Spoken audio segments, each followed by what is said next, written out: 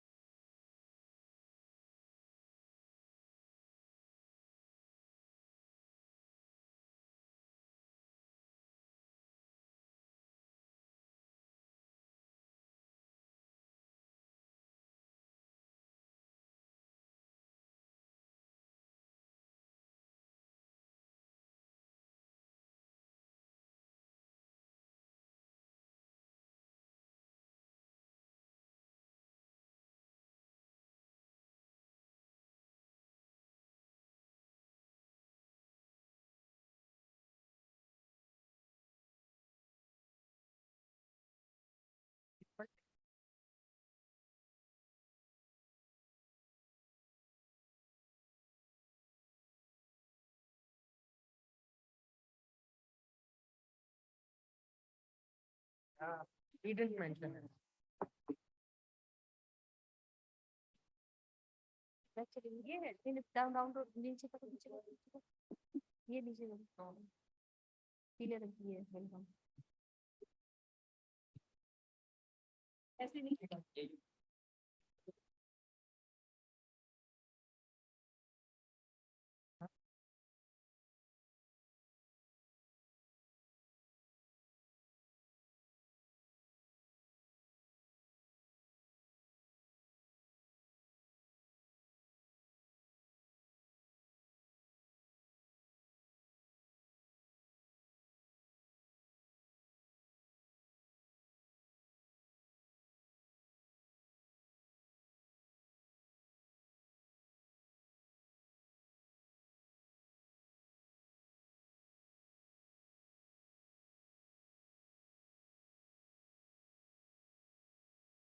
Thank you.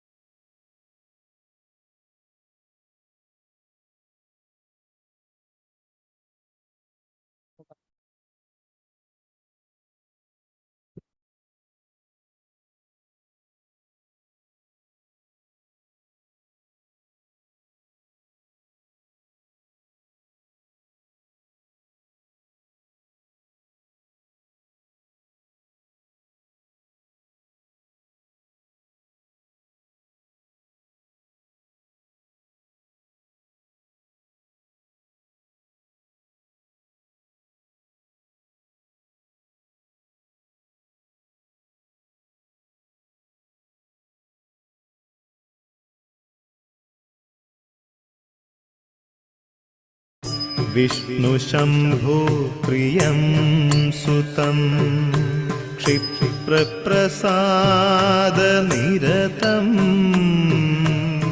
शास्तारं प्रणमाम्यहम्। गुरुत्वं कल्याणम् आरोग्यं धनसम्पदः शुभं कुरुत्वं कल्याणम् आरोग्यं धनं कुरुत्वं Shall we begin?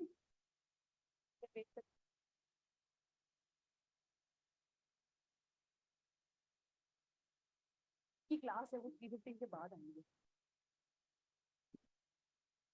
इधर आ जाओ सभी। बाकी सब कहाँ है? हाँ? कहाँ चले गए? क्यों? बोला फोन करो उनको, कहाँ है?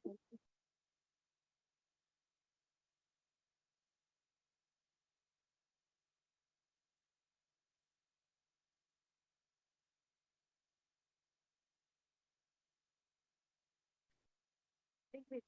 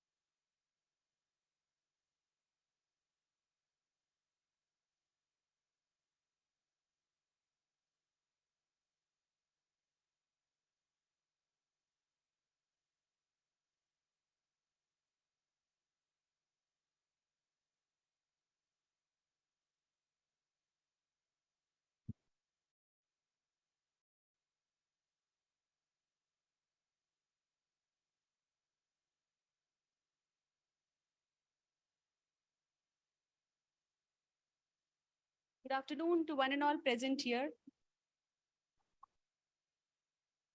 We are here for this event on the role of women and nuclear towards the achievement of climate goals. I welcome one and all present here, and I welcome all the guests who have joined online for this important meeting. Before we formally begin with our program, we would like to start it with the lighting of lamp. This would be done digitally online.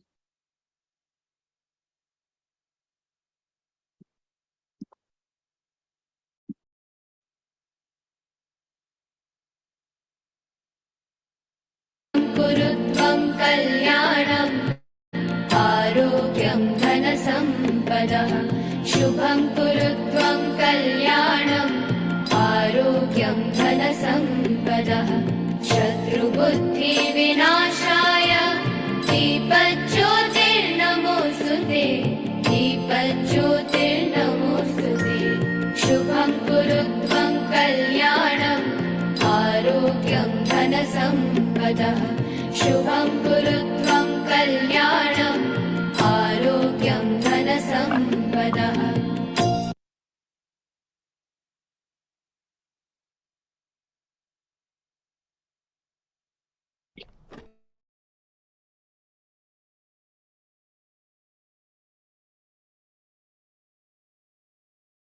begin our program, and I would like to give a brief overview that this program is being organized in collaboration with Indian Youth Nuclear Society, and it's being organized at Amity Institute of Nuclear Science and Technology, Amity University, Uttar Pradesh. This program, as the name suggests, is catering to the United Nations Sustainable Development Goals, number 7, which talks about affordable and clean energy. Number 10, on reduced inequalities. Number 13, on the climate action, which requires taking urgent action to combat the climate change. And also number 17, to strengthen the means of implementation and revitalize global partnership for sustainable development.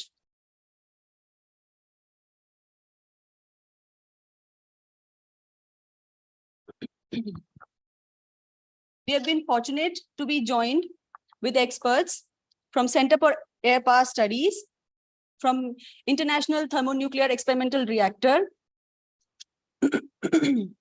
And one of our guests will be joining from online. She's from GE Aerospace. And we have speakers, panelists who have joined from IIT Mumbai. To begin with our program, before beginning with the program, I would like to quote some of the lines of some revolutionists and leaders who have worked on the agenda items which we are focusing today. And they are as follows. One individual cannot possibly make a difference alone. It is individual efforts collectively that makes a noticeable difference. All the difference in the world. The environment is, after all, where we all meet when we all have a mutual interest. It is one thing that we all share. It is not only a mirror of ourselves, but a focusing lens on what we can become. Sustainability is the right thing to do. It is the smart thing to do, and it's profitable thing to do. A healthy ecology is the basis for a healthy economy. With these lines, I would like to hand over to Professor A.K. Jain, Advisor and Honorary Professor, IYNS, for his opening remarks. Sir, please.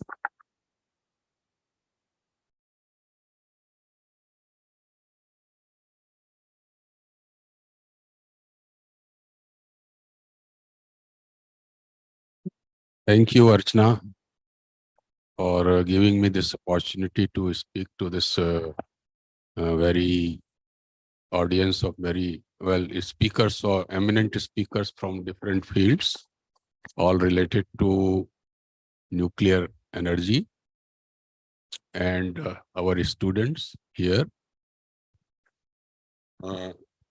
The agenda, the topic of today's workshop or this seminar is a very burning topic, because the climate change is one of the most important issues or challenges that is facing the mankind in its history. And our whole survival and future depends on this. The effects of climate change are visible all around us nowadays. For example, I can observe where I live close to the Himalayas, the whole pattern of weather has changed. The seasons have shifted. There are rains when we do not expect any rains, and rains are also very heavy sometimes. And then there are storms coming in which are of tremendous magnitude. And this is happening all over the world. There are cyclones, there are tornadoes whose magnitude is unimaginable. There are floods occurring, and the whole Earth, the planet Earth, this is the only planet that we know that is available to us where we can live and which has got life. And life also of all kinds. Over the sea, under the sea, in the air. And all these organisms and animals and human beings, they are all very closely linked in a cycle of sustainable cycle. They sustain each other. And we understand this now very well because of so many scientific advances that have taken place. We know that if one species disappears, it causes tremendous havoc in a number of other species and places. Their survival simply, they become simply extinct. And this has been happening over thousands of years.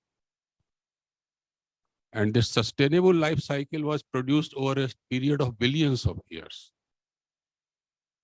When the earth came into being and started cooling, and slowly it started, the atmosphere began to develop, and vegetation came around and so on. Now, why this is happening? This is one question that we ask. And we know that the answer to this question is the climate change, for which human beings themselves are responsible.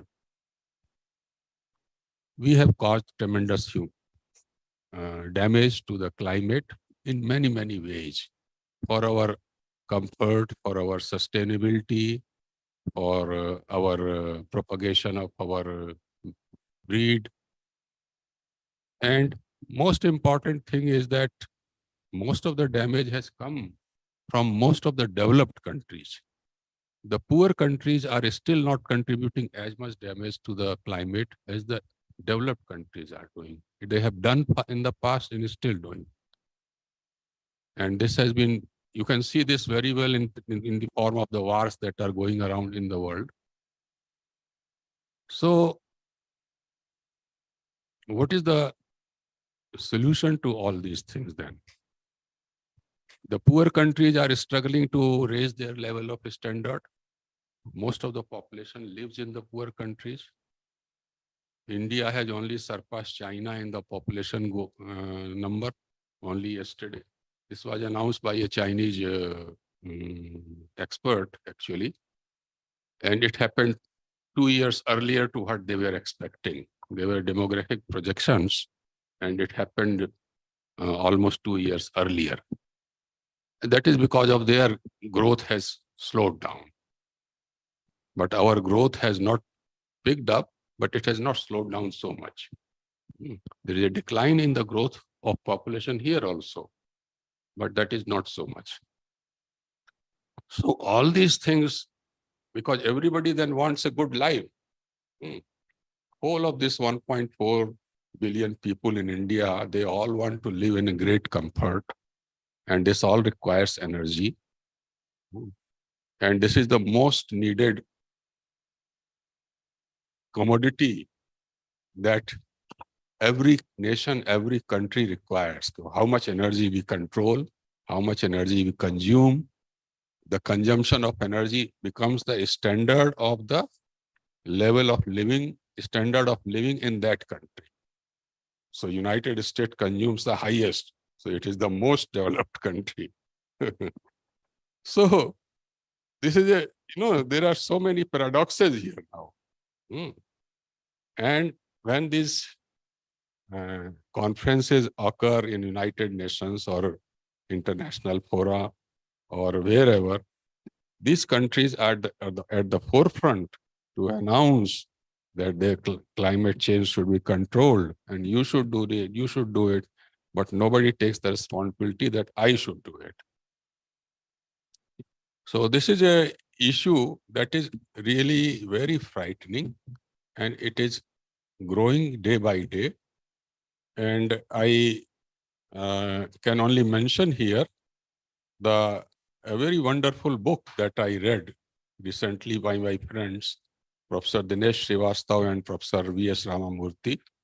Both are good friends of mine, and they are very senior scientists of this country. One was the director of the Cyclotron Center. Another was the secretary of Department of Science and Technology for 10 years.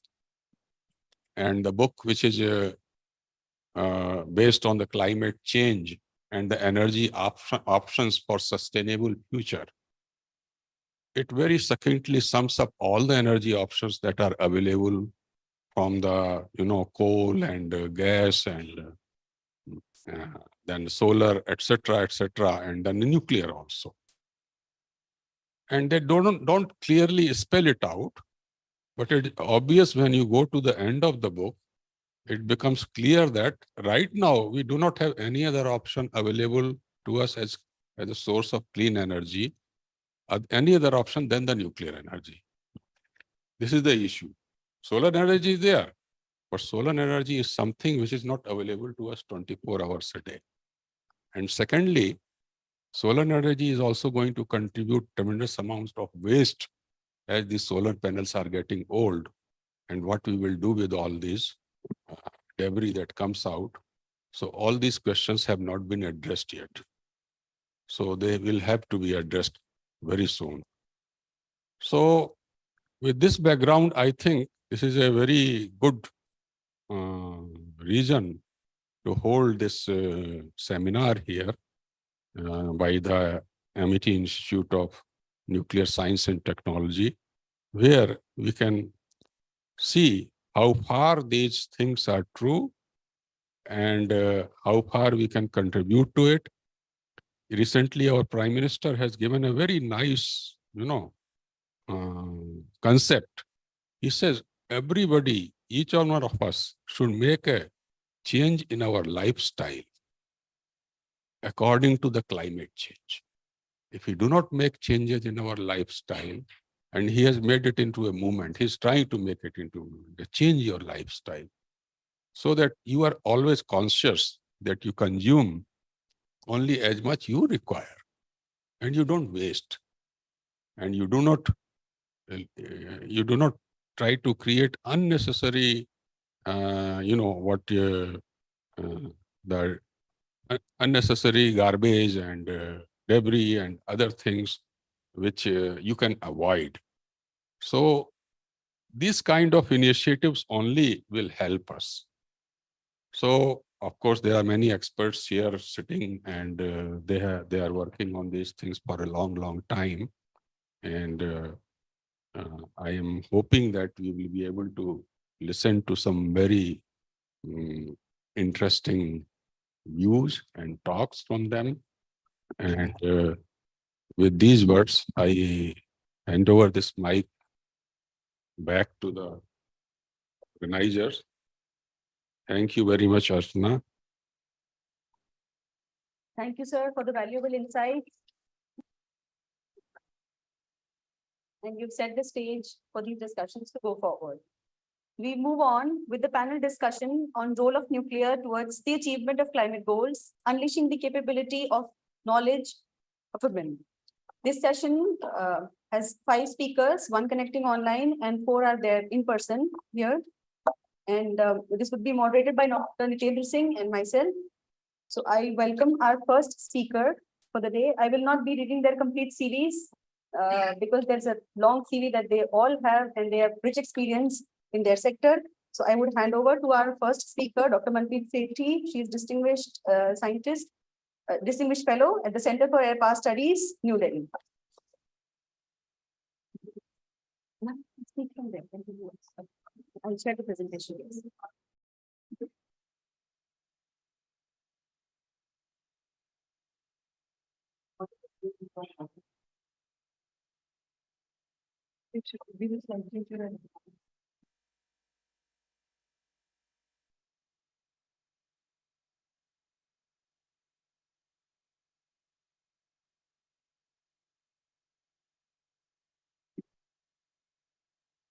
Okay, thank you very much, everyone. Such a pleasure and a privilege to be here.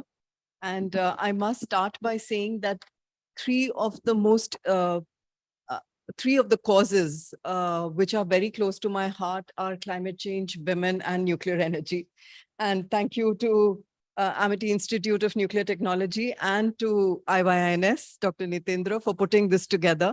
And when I was actually putting my slides together, I realized, how important it is to bring these three into one frame, which we have not often done. We've spoken about climate change and nuclear energy, but women have not featured in this. And therefore, it's important to understand what is the impact on women and what is the impact that women can make to promoting, nuclear energy to mitigate some of the consequences of climate change. So I have made a very short presentation, essentially to bring out some of the important points which we can then discuss later. I want to first start by flagging the reality of climate change. Just as Professor Jain said in his inaugural remarks, it is here and now. You know, we used to think about climate change being a problem sometime in the future. Well, that future is now. And what we are facing today is the frequency and intensity of climate emergencies that we've not seen in the past. And this is not happening in one part of the world, it's happening across the globe. So wherever, whichever be the country, nobody can escape the influence and the impact of what is going on with the climate emergencies we are facing. Thankfully, this reality has been acknowledged by nations, because there was a long period of time when we thought it was a conspiracy by the developed world on the developing world, and that they wanted to curb the growth of developing world. Now, of course, there are lots of, as Sir pointed out, lots of divisions and friction in how the developed and the developing world is looking at these issues. But nevertheless, the reality that climate change is affecting us all has been recognized. So it's not a conspiracy theory. I think nearly all countries are complying with the Paris Agreement now. The US did step out for a while under President Trump, but I think after the coming in of the present president, one of the first steps that he took was to come back to the Paris Agreement. Nationally determined commitments have been put out by different countries, which are explained annually at the Conference on Parties, the COP, events that take place end of year every year. And we've seen many countries now come to COP, the conferences, with some ideas about what they are doing in their own country in terms of how to live up to the commitments that they have taken on. And as I said, these are all nationally determined. So nobody is asking of the other, but based on your own capacities, you are arriving at what would be those commitments. Globally, the commitment is that you want to cap the temperature rise to 2 degrees centigrade, preferably 1.5. But if we can't do it at 1.5 degrees, then definitely at 2 is where we want to cap it. Now, going further, what is the impact of climate change on women? And I find climate change is not gender neutral. It's not that it affects everyone in the same way. It does affect everyone, but for women, the impact can be much more. So there are increased vulnerabilities that come during extreme events.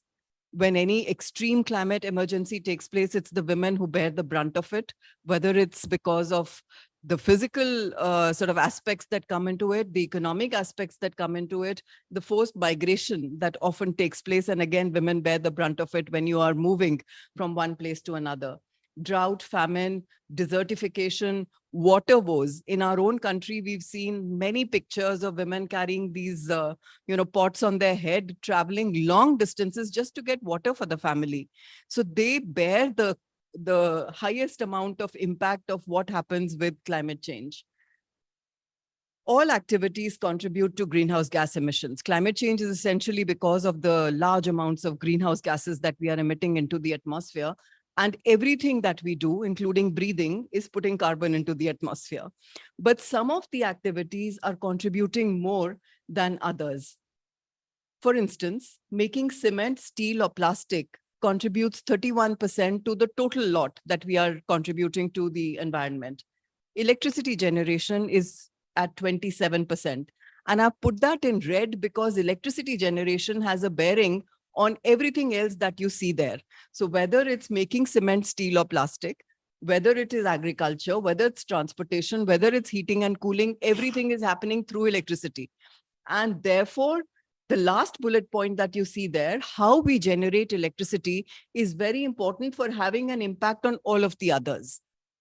So while everything is cumulatively adding 51 billion tons greenhouse gas emissions per year, action is needed on all the fronts. But I would say the biggest amount of action is needed on the electricity generation, how that happens, because that then impacts everything else. So electricity, as Sir pointed out, we need it for everything. There's no doing away with it. Right from the time we get up in the morning till we go back to sleep, we are using electricity in various forms through the day. and the need is only growing. Now, here I'm presenting some figures for India. I mean, globally, the picture can be different in different parts of the world. But in the case of India, we have a growing population, having surpassed China or likely to surpass China. I think so today's paper said by July, we should be doing it. It is a growing population. 250 million people out of the large numbers that we have still don't have electricity. So there are first time people who will be getting electricity in India that are still waiting. Per capita consumption is only at 1200 kilowatt hours compared to what you see in USA. And the numbers can vary a little bit here or there, depending on which source you're using, from 12 to 14,000 kilowatt hours per capita in the US. And look at what we are consuming here. In China, it's 3,000 plus. Some people are even saying it's 5,000 plus now. And if you look at the Human Development Index that the UN has brought out, to define a country as a developed country, you must have 5,000 per capita kilowatt hours of consumption. So we are way, way away from what that would be. And if we have to reach that figure, you can calculate the amount of electricity that we need. And if we go along the way that we are currently doing, where our major part of the electricity is coming from fossil fuels, then the impact on climate change and therefore the impact on women is something that you can, I think, calculate for yourselves. The economic growth for social development, very important. We all understand the linkage between the two. The Make in India dream that the Prime Minister has floated hinges on manufacturing, for which you need reliable electricity. Because all of the manufacturing that we want to do in our own country to make it a hub and part of the supply chains means having reliable sources of electricity, and particularly service industry, for which India has been, in the forefront up till now, is more electricity intensive than anything else. So the need for electricity is what I'm trying to get home to everyone on this particular slide. So while men have this dream of one day going to Mars, women are still dreaming about having electricity in their village, and how much that will impact the quality of their own life when they have electricity for that. So therefore, if electricity requirement is huge and we are still waiting for electricity in various parts of our country, the need for clean choices then is very important, because it can't be business as usual. So amongst the clean choices then, renewables, of course, is very important. And we've seen very heartening growth in renewable energy in the past, I would say almost a decade now, but particularly in the last 5 years. Within our own country, renewables today is contributing 23% of the total electricity generation. Of this renewables, we've got hydro and we've got solar, wind and solar. Now, hydro, I would say, has largely plateaued, essentially because large dams are no longer seen to be very appealing because of the concerns of displacement and rehabilitation of people.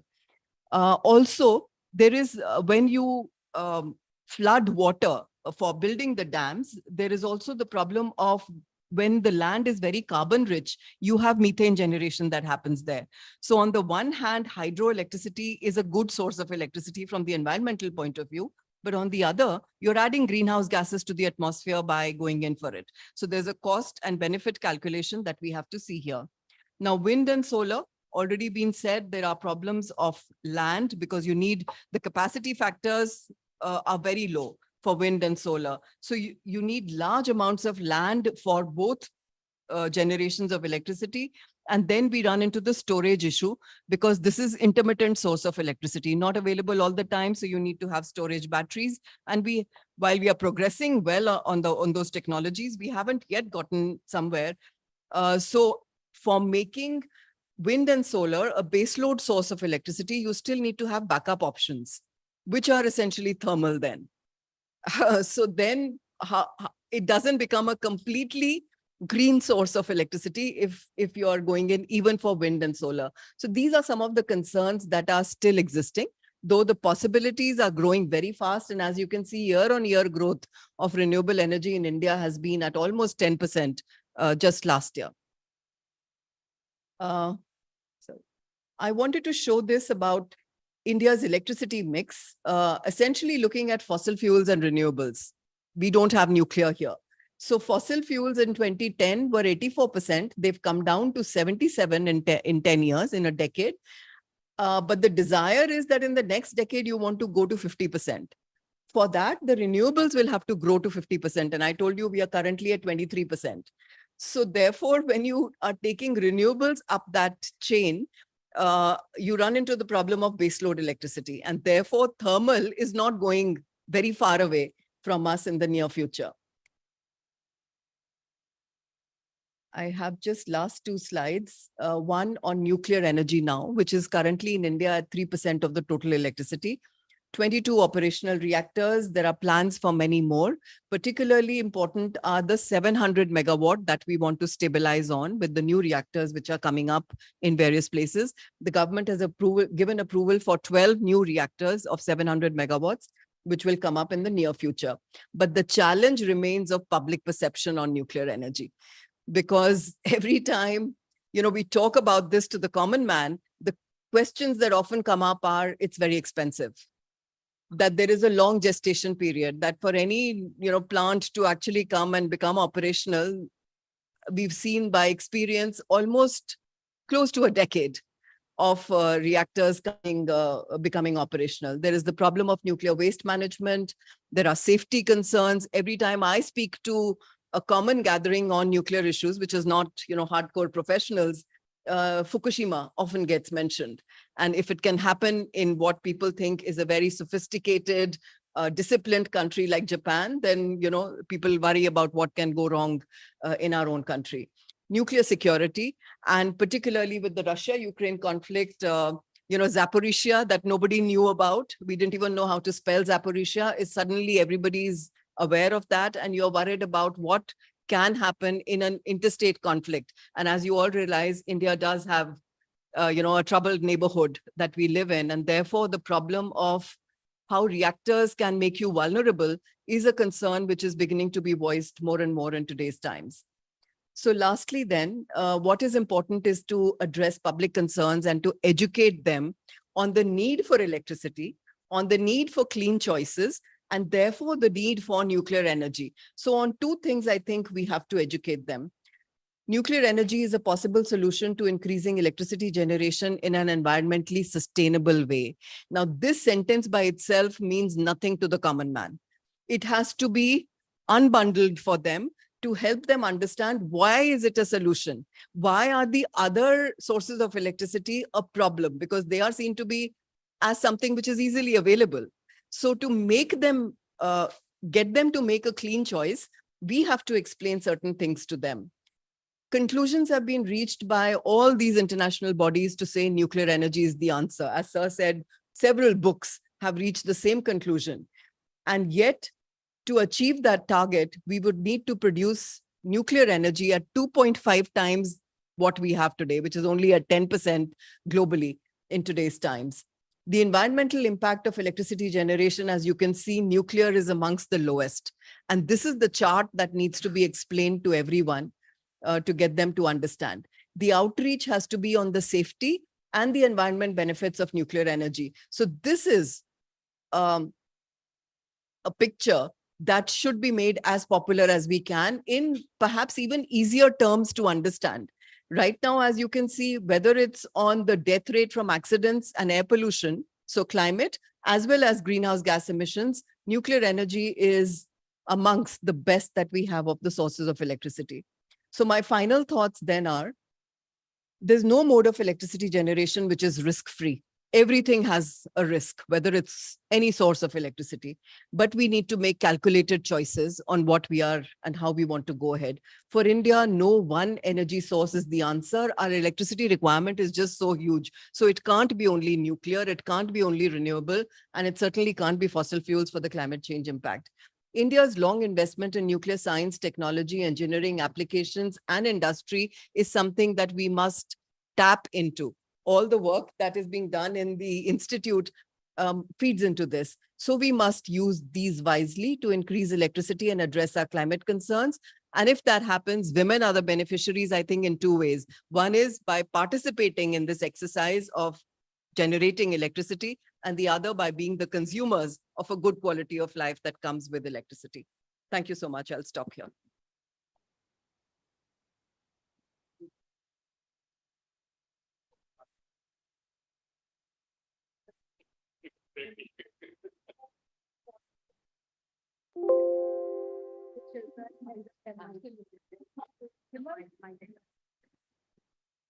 Thank you, ma'am, for your excellent insights. Ma'am, please use mic so that the audience can hear.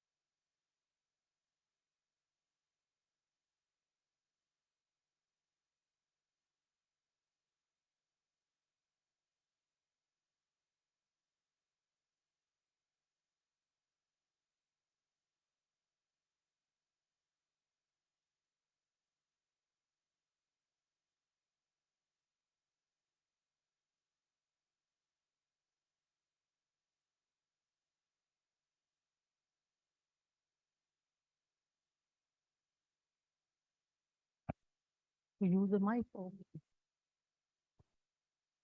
So good afternoon all. I think my voice is sufficient. And especially I want to have a ear contact with my student. That is, I'm not comfortable sitting there. And near me, a person is sitting.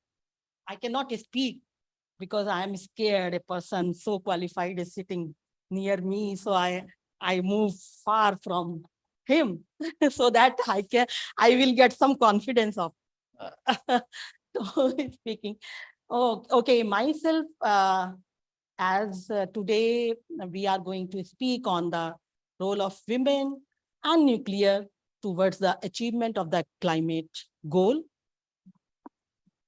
So myself, most of you, my students, they know I'm Alpna Goyal, director and the head of the institution. And I'm also a vice chair of International Nuclear Security Education Network, IAEA. And I am also Indian ambassador of the World Institute of Nuclear Security. And Manpreet ma'am already introduced me that I am also a board member of WIN, that is Women in Nuclear. And I'm also a radiation safety officer at our institution and member of Leadership Academy, IAEA. So before I move, I should thanks to a lady, Dr. Manpreet Sethi, because she has covered everything, all data she has covered. She has given all the information about why we need nuclear and how it is important to have a nuclear. So my journey is very simple. And before, instead of giving the data again, I will be moving how and we are contributing as a teaching institution, as a teaching organization, how we people are contributing in the nuclear program of India and globally. That only my target here, because I'm not going to repeat what she has covered. So first of all, role of women. That is very, very important because the things start from our home. I'm not talking about the educated women. I'm talking about all the women who are not still in India. Maximum women are not educated. Only some of you will see they are educated. Still, the condition is not very good. We cannot say all are educated or maximum are educated or maximum are getting benefit of what today's technology is. Only few, still few. So the role in the development that will bring to the good life for the women, if nuclear will come into the picture, then definitely more electricity will be there. And the women who are living in the village, they are cooking food, doing home, not using the technology, not using the good appliances and other things because due to the lack of electricity. In the old days, you know that there was no electricity in the home, and women, most of the women, they don't know how to live a good life. Even today also, although we should thanks to our leader, our Prime Minister, Narendra Modi ji. So he thought about the ladies, about the women's. He has taken the initiative. He has done lot of things for our women's who are working in the village, and they are not having a very good life.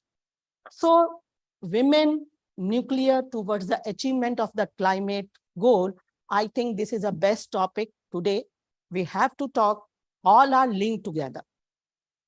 So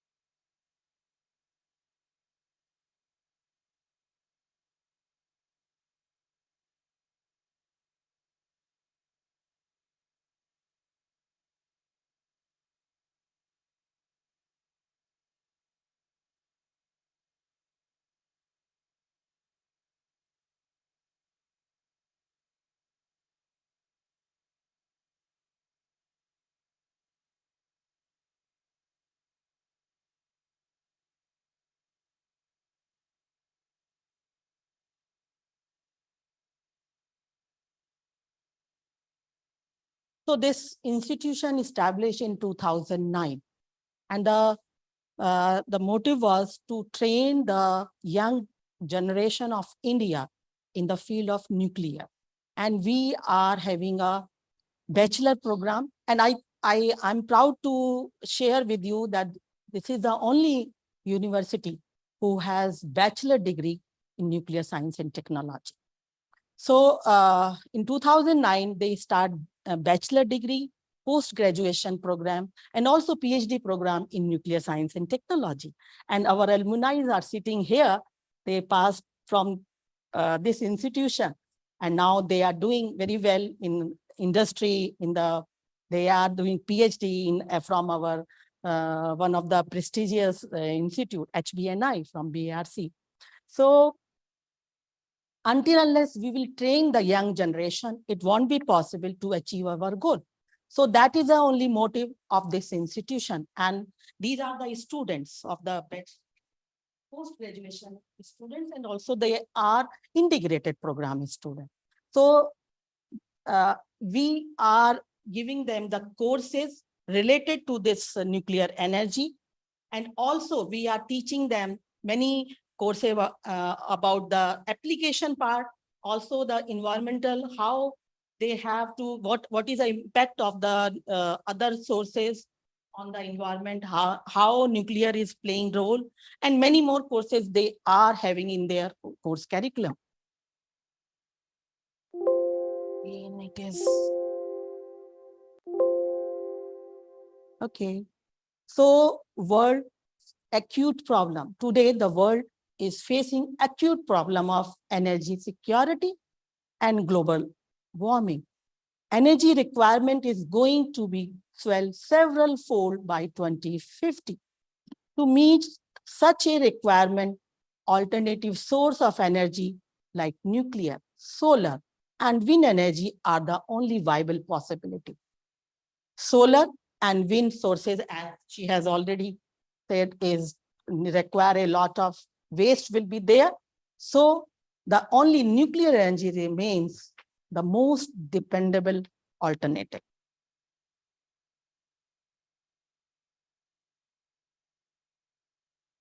Yes, you can see the condition in 1970 and now what our world become due to this emission, due to this climate change. And it is very serious problem. Everyone has to take this picture seriously. Sorry. So decarbonization. deep decarbonization and electrification of the global economy will require the increased availability of the firm, dispatchable, zero carbon energy technology. Nuclear energy is the only energy source with a proven track record of producing firm, zero carbon energy at the scale needed to meet global goal. Indeed, it is increasingly clear that achieving net zero worldwide carbon emission is simply not feasible without a significant expansion of carbon-free nuclear energy worldwide. Deep decarbonization requires action in all sectors of the world economy, not just electric generation. Carbon-free energy, nuclear energy must be a part of our climate solution, and the time is now. We have to act. So why nuclear? Because nuclear is proven an effective low carbon energy source. Nuclear is available, scalable, and deployable. Nuclear is flexible and affordable source of clean energy. Nuclear can deliver more than just low carbon electricity. Nuclear support exclusive and sustainable global development.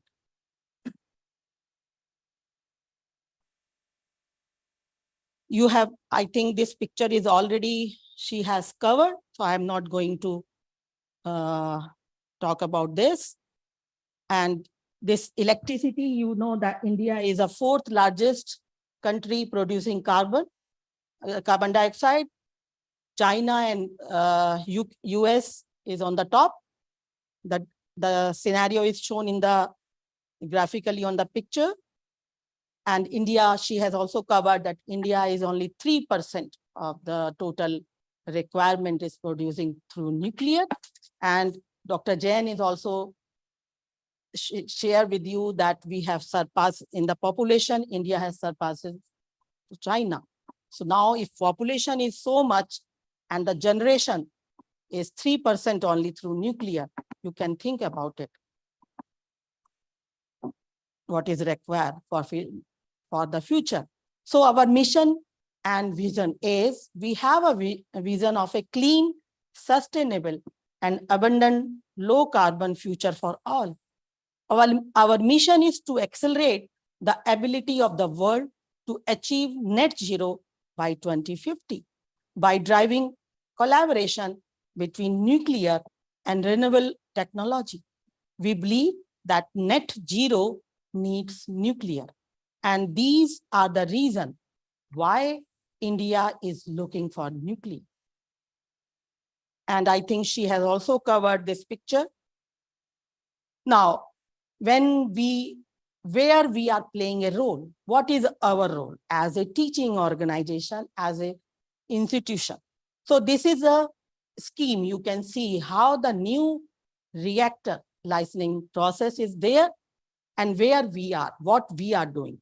You can see how we are contributing. You can see, because you know that most of our students, after doing BTech, MTech program from here, they are working as a safety officer in BARC. So safety review, you can contribute there through the education which you have achieved from IYNS. Then your public comments, what environmental review, that also you can contribute. Then perception, public perception you can change. You can, like in IYNS, we are organizing a program like workshop, conference, awareness program to change the perceptions of a public. We are making them convinced to come to the nuclear program.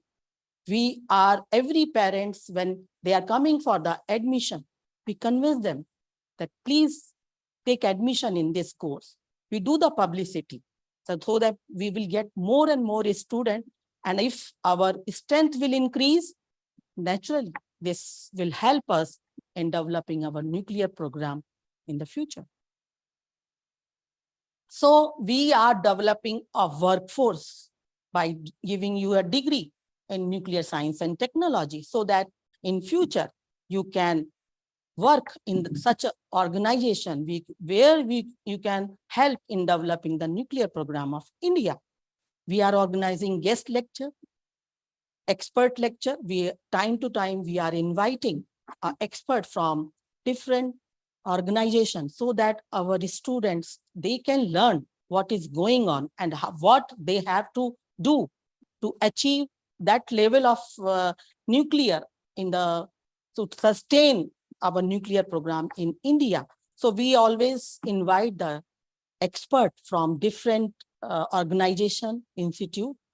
Then we are organizing awareness program to the school, because ultimately we have to train our students which are of 11, 12th standard. Then only the mind of the student, because I know we talk many students, they don't know about the nuclear. Oh, this is also a branch. This is a reaction which we get from the student. They don't know about that this branch is also very important and they can take admission in nuclear science.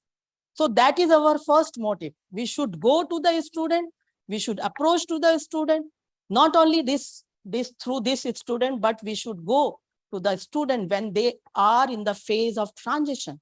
They are going to change their life from the basic degree to a degree which is specialized. So that is a time where we have to act. That is an awareness program.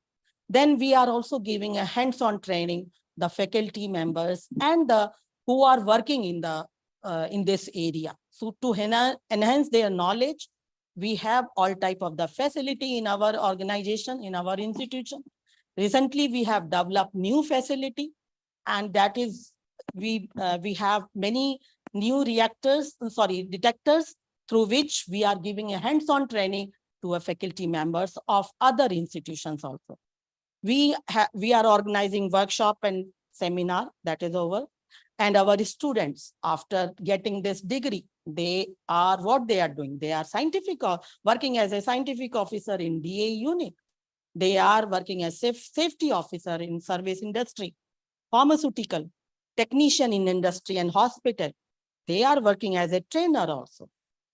So, and this is a number of the list of the activity which every year we are organizing. I think 3-4 activity every year in collaboration with international body or national body, we organize at our organization.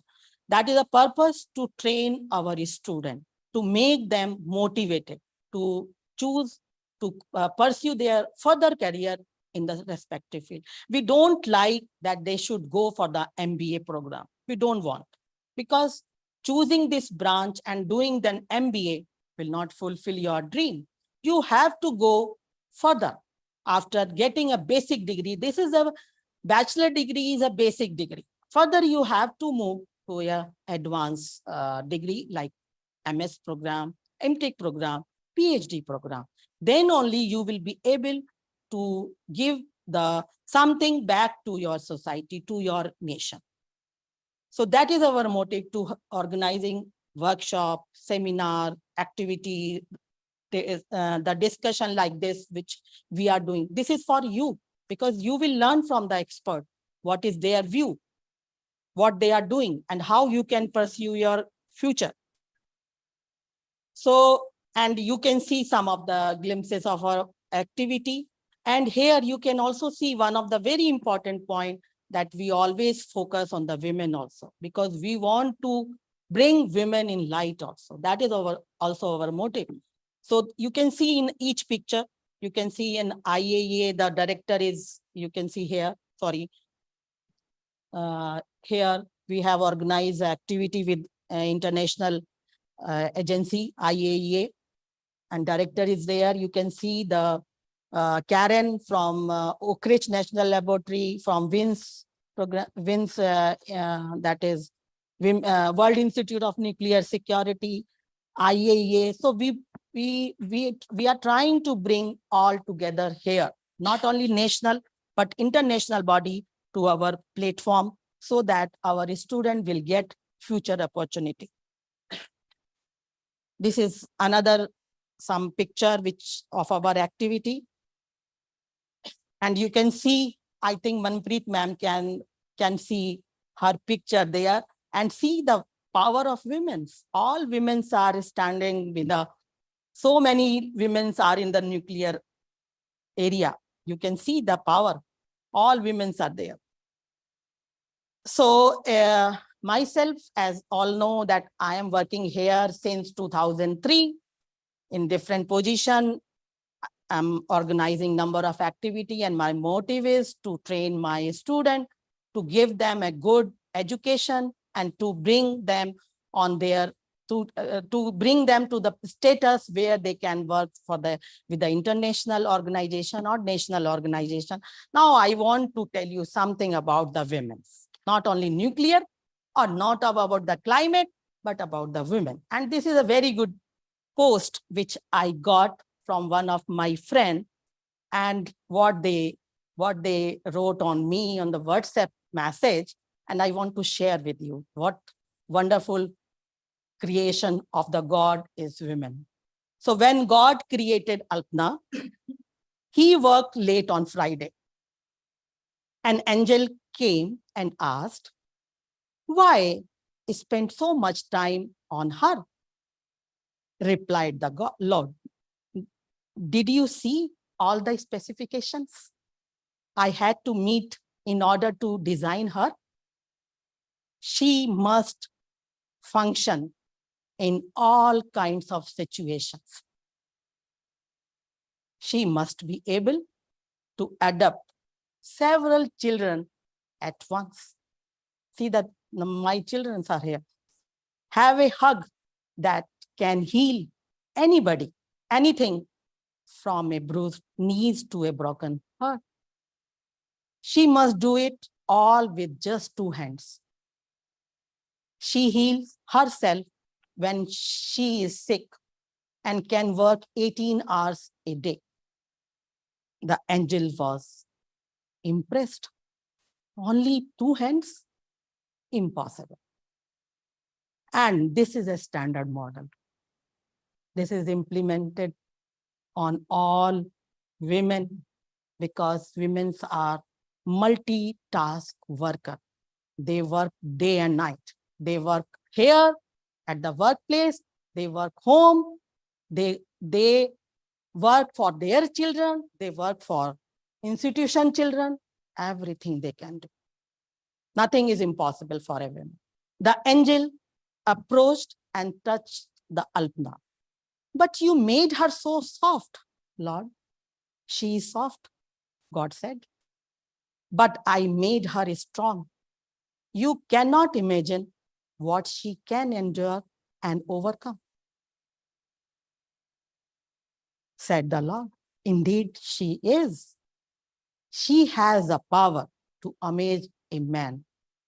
She can handle troubles and carry heavy loads. She holds happiness, love, and opinions. She smiles when she feels like screaming. She sings when she feels like crying, cries when she is happy, and laughs when she is scared. She fights for what she believes in. Her love is unconditional. Her hearts break when a relative or friend dies, but she finds the strength to continue living. The angel said, so she is perfect being? The Lord replied, no, she has only one drawback. She often forgets what she is worth. And that is contributed and that is dedicated to all women. Hanuman ji को उसका बल याद कराना पड़ता है. I think that is only the word I can say for the women. They can do anything. They can achieve anything. Only the lacking is they don't know what they are. That is only required. We have to motivate the women, young girls, young women, we have to motivate them that see, we have the struggle in our life, but we never stop. So come forward, take the challenge and break the ice. That is only my message to all the young ladies who are or girls sitting here. Nothing is impossible. And in the Amity, we have our chairperson. She is very dynamic lady, and she is a role model for all of us. Vice Chancellor is a lady. She is providing full support to us whenever we require. Almost 50% are female in the university who are contributing towards the development of the university. But our Vice Chancellor, she is very supportive and she is very hardworking also. And I really admire her of her potential.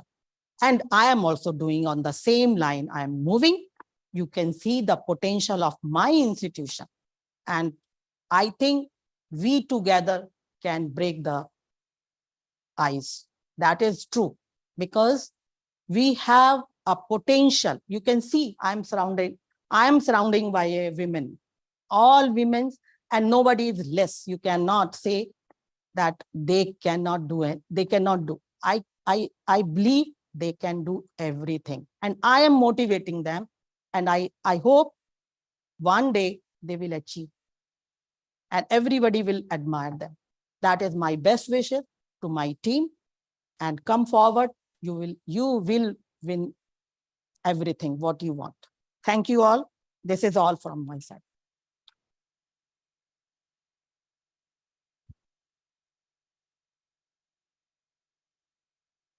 Thank you, ma'am, for this excellent presentation. And our next speaker would be joining online. And can we have Ishita? I think she's joined. Ishita, can you hear us? Hello. Hi, Archana. Am I audible? Yes, you're audible. So she's our next speaker for the day, Dr. Ishita Pal. She's working as a research engineer at GE Aerospace. And I hand over to you, Ishita, for your remarks. Thank you. Yeah. Thank you, Professor Archana. I would like to start thanking you first for inviting me to speak on in this forum.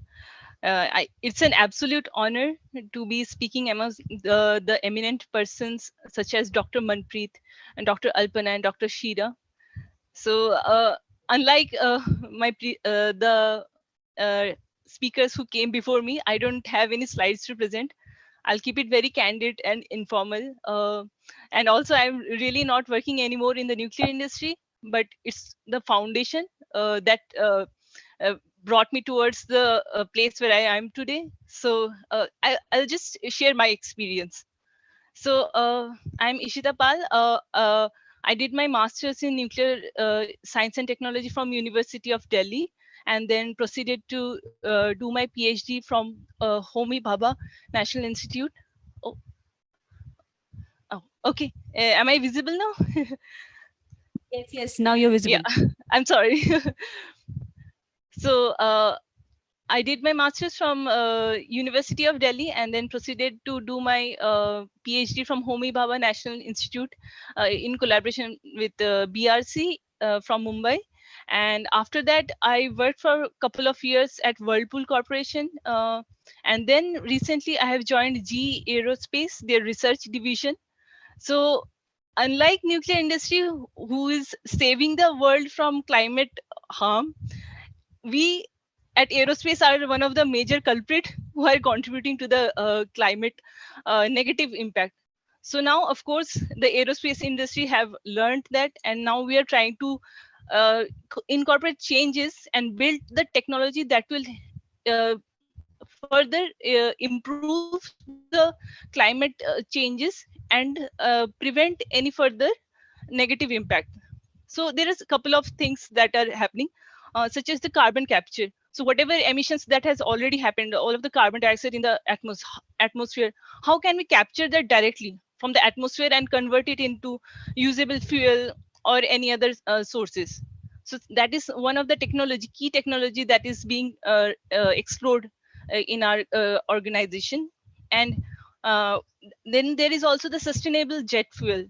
So instead of an fossil fuel as jet fuel, what if we can manufacture synthetic fuels from agricultural waste, forest waste? From these, we want to create some synthetic fuels that could lead to less carbon emissions and also reuse the waste materials. And finally, there are also the hybrid electric aircraft engine, one of the project that I am also working on. So in this, we are trying to use the engine in such a manner that it will also generate electricity that could supply electricity to other parts of the uh, aeroplane, such as driving the cabin electrical equipment, the cockpit electrical equipment. So it's a very interesting technology that we are developing, and that will save the fuel usage needed to supply electricity to these components. And however, you know, aviation is a challenging atmosphere. You're sitting in an engine where the temperatures are soaring up to 100 degrees Celsius, and at an altitude of 50,000 feet, there is no air to cool down things. So how do we cool the power electronics? That is the challenge that we are facing. And I'm working on the thermal management, particularly of the power electronics. So although I have not directly worked in the nuclear field, but the base that I have got from the nuclear field, that I am using here also. So that's just a glimpse of the industrial experience that I wanted to share. That the computational fluid dynamics application that I have really used and applied during my PhD and my master's program, that I'm using extensively in order to solve and prove the technology in the aerospace business. So yeah, Archana, that's all from my side. Ishita, please, if you can elaborate upon how industry is supporting women to take up or pursue their hearts, even in such challenging work requirements where you need to work day in and out, and you've been managing your home as well. So please, if you can elaborate on that aspect as well, because that will motivate many more girl students to come forward. Yes. Thank you. So for this, I want to really appreciate the organization that I have been working with. They have given me flexible benefit, like flexible hours, so that I can manage not only my work, but go home, take care of my kid, and then work whenever I have time to finish my both family goals as well as my project goals. Also, one benefit that I have been given by the current organization is till my child is 2 years of age, I am allowed work from home. So that has been a really a boon for my family life. So this is very a good thing that now all the industry is recognizing that the role of a mother in family is very important, especially the younger years of the child. So that is very supportive. And even if we ask for it, even if it is not written in the rules and policy, if we ask for it, the people in the organization, they are very supportive. They want to give us that benefit, and they want us to still continue working and supporting the projects.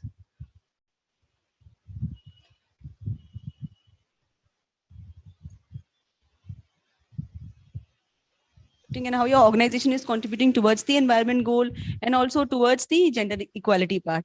Thank you so much for joining. Yeah, thank you, Archana. Bye bye. Bye. Take care. Next. Okay. So we move forward with our next speaker for today, and she's Miss Shira Tabaknikov, and she is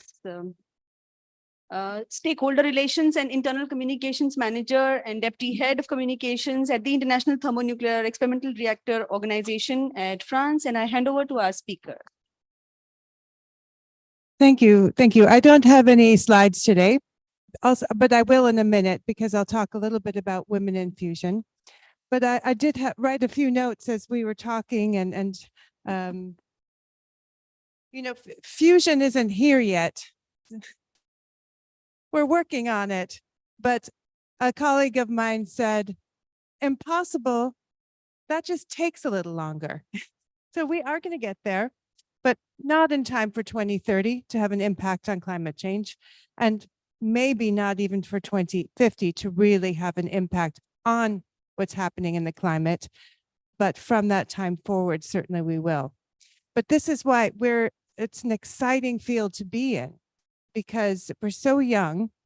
Fusion's been around for a while as a research area, but to become industrialized, we're just getting started. So there's research facilities all over the world. There are private sectors that are private startup companies that are popping up everywhere. The Bill Gates of this world are very interested. Elon Musk, Jeff Bezos, companies are partnering together. It's a really exciting field. So this is why it's a very exciting time to get all the minds educated and involved at this period. So we need to, we're not doing very well with gender equity so far. We're lower than the average of women in STEM. I believe that's across the board around 28%. And fusion, although we don't have perfect data yet, we're starting to aggregate it, we're hovering at around 20%. At ITER, where I work, and I'll tell you more about that, but it's in France and it's global, we have 18%. We used to have 21, then it went down to 19, and now we're at 18. And in management roles, 8% women. Recent hires at very high level, our new director general has hired 4 new people, and they're also all men. So there are a couple of areas I think that in fusion we can really start addressing that are very similar to what you're looking at in nuclear. And we're learning from nuclear. We're basically your little sister, your naughty little sister that wants to copy and all the things you did and learn from you. But number one is, I don't want to say replace, but complement the old boys network. This is what I see every day is the director general says, I just hired a new person and I worked with him in Japan, or I studied with him in Italy, and I trust him. I don't think a woman even had a chance to apply for that position. And I find it really annoying. This needs to end, but how do we change it? Because research shows that when you're hiring someone and you're in a position to hire, you hire someone like you. I do it as well. This is why we need to address and educate about unconscious bias, about recruitment. We need to have policies in place, explore the role of quotas even, and also have equity in the workplace. We need to look at things. I used to work in Amsterdam, and I have to say it was the most equitable place I've ever worked. And this was because we looked at already then, this was 15 years ago, we had part-time work, which was no problem whatsoever. And I'm not just talking about for the women.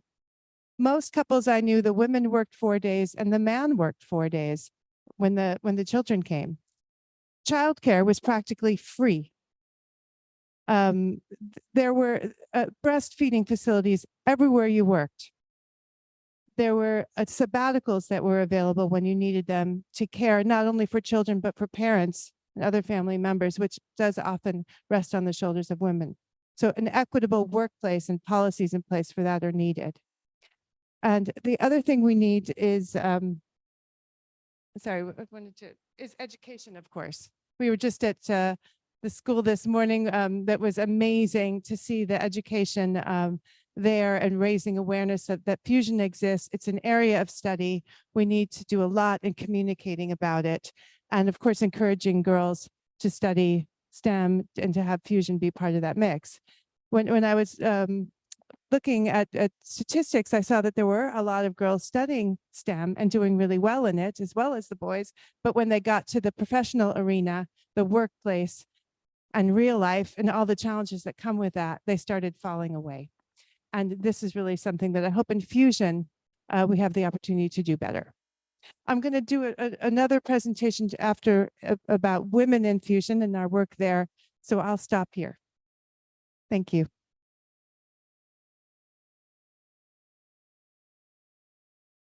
Thank you, Shira, for bringing in some important points, which even globally exist, not even in India. So we've heard two women speakers from India, three women speakers from India, and a perspective from abroad as well. So that brings in good diversity. So our next speaker is Miss Ishita Singh. Oh, sorry, I beg your pardon. It's Miss Ankita Singh. She's a training manager, IIT Bombay, spoken tutorial and National Mission on Education through Information and Communication, Ministry of Education. I hand over to Ankita for her.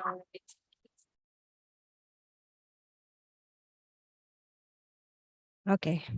So after seeing these statistics from so many you all seniors, so you all know that what exactly it is. Okay. So, but what I feel is women play a very important role in the society. She as a daughter, as a wife, as an organizer, as a director, and she herself is as a queen. Okay. She's a queen of her own family, of her father, and she is a queen in herself, if we see. Okay. So though she is very important, so now we are talking about, like we are saying that she come across so many problems.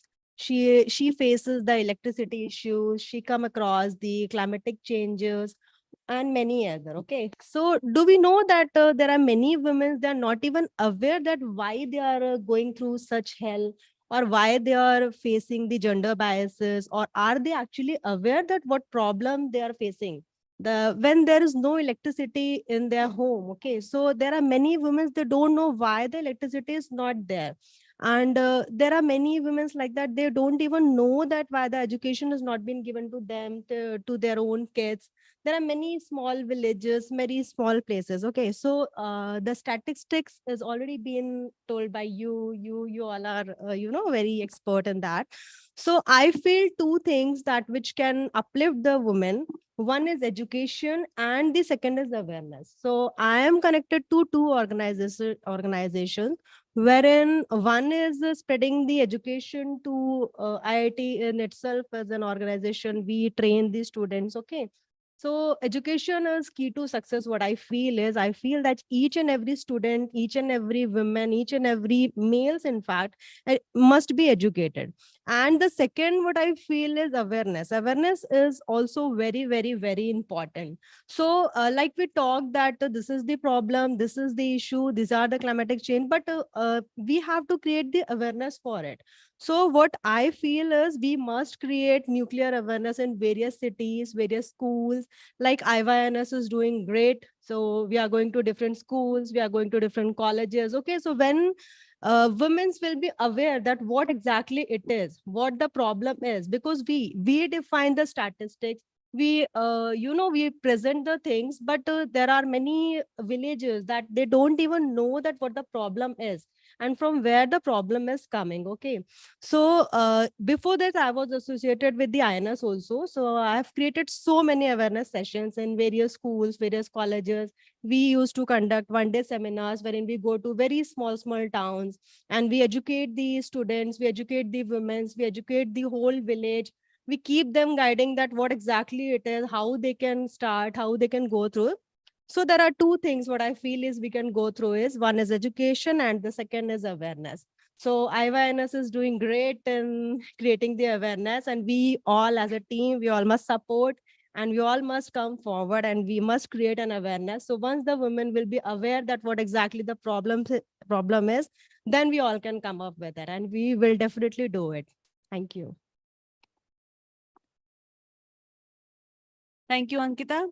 And now the forum is open for discussion and questions if we have any from the online or the offline audiences.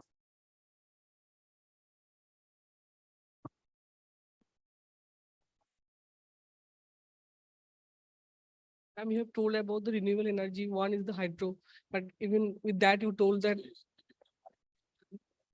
Yes, so and you told that there is also problem in that field. Like if the place is a carbon rich, then the methane emission will be there, which is one of the maybe to the greenhouse gases contribution. Then which way we are going? Even nuclear also not contributing that much for the electricity, only 3%. So what is your perspective that how we should move forward so that this problem may be sorted out and may get something so that maybe can be developed in this? Yes.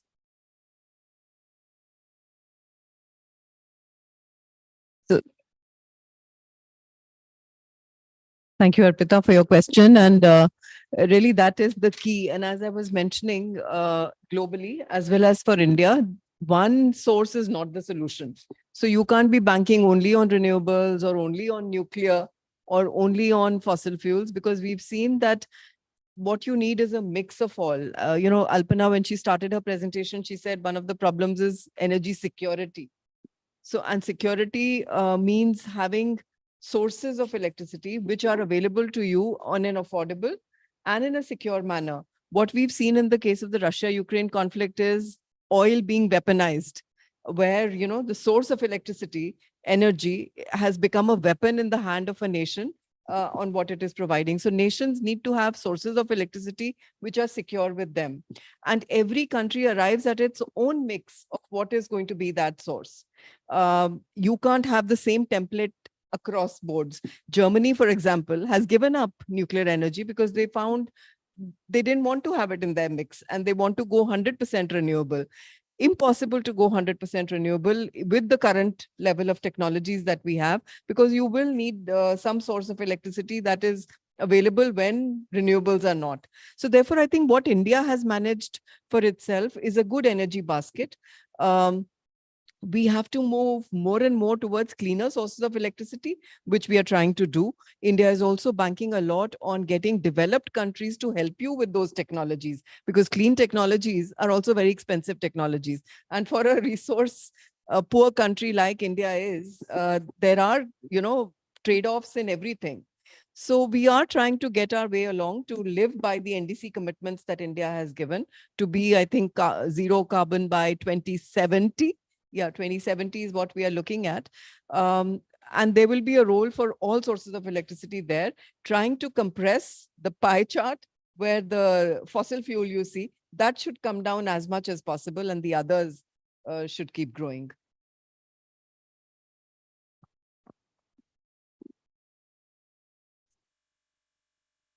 Yeah, that's what I was thinking. If there's no question, I'll continue with the discussion.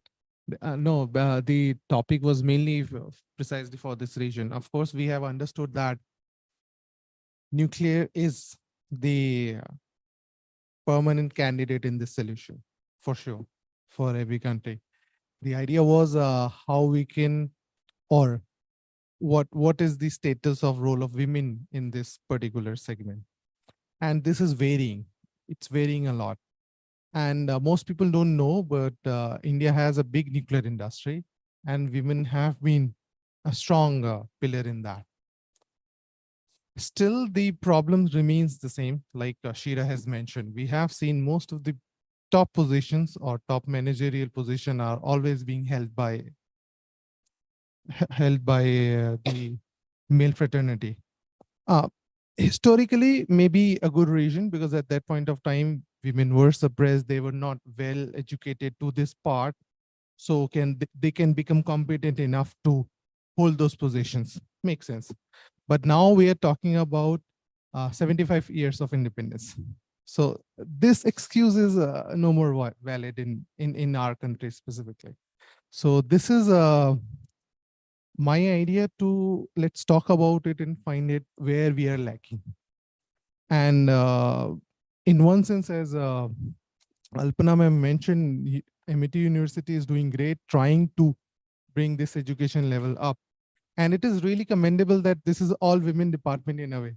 I'm not just saying, but majority is yes, which is really nice, which is really unique in the sense which I have never seen in any part of the country right now.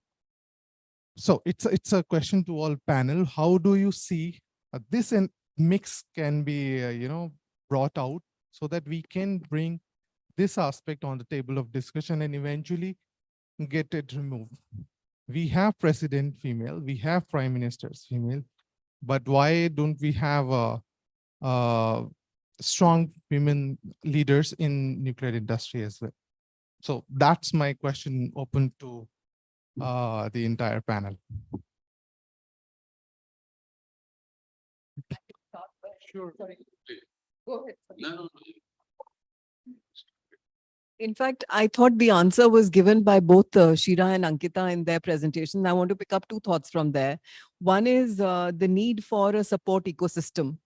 And that ecosystem is needed at home as well as at the workplace. As you mentioned, I mean, unless you have flexible working hours, you have the ability to look after children because you still remain the primary caregiver for the family as well.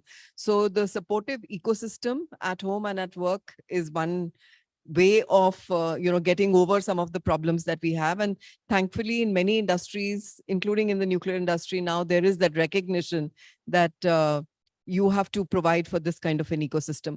And the other one, I think, is, as Ankita pointed out, it's not just about education of women, it's also about education of men, because they also need to realize, what they are missing out when a large part of the workforce is actually not contributing and just sitting at home. So I think if we can sort of take care of these two things, we might be getting somewhere. And perhaps 10 years down the line, when we are sitting and, having a discussion like this, the picture could be different. I, of course, fully agree, but I also think government needs to play a much stronger role in supporting these policies, and we need politicians at the level that can be creating the policies and making them realities, because we can, just like with climate change, we can change our behavior every day. But if governments are subsidizing oil industries, it's not going to work. So it needs to come bottom up and top down.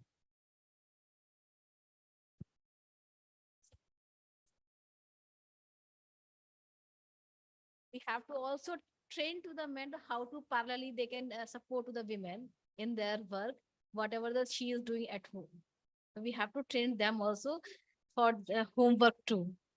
Another part is that which is coming from the men again, yeah, how to educate the women, how to train the women.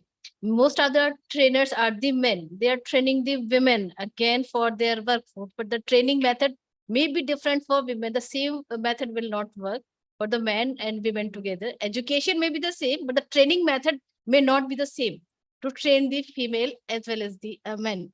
Both are the different ways.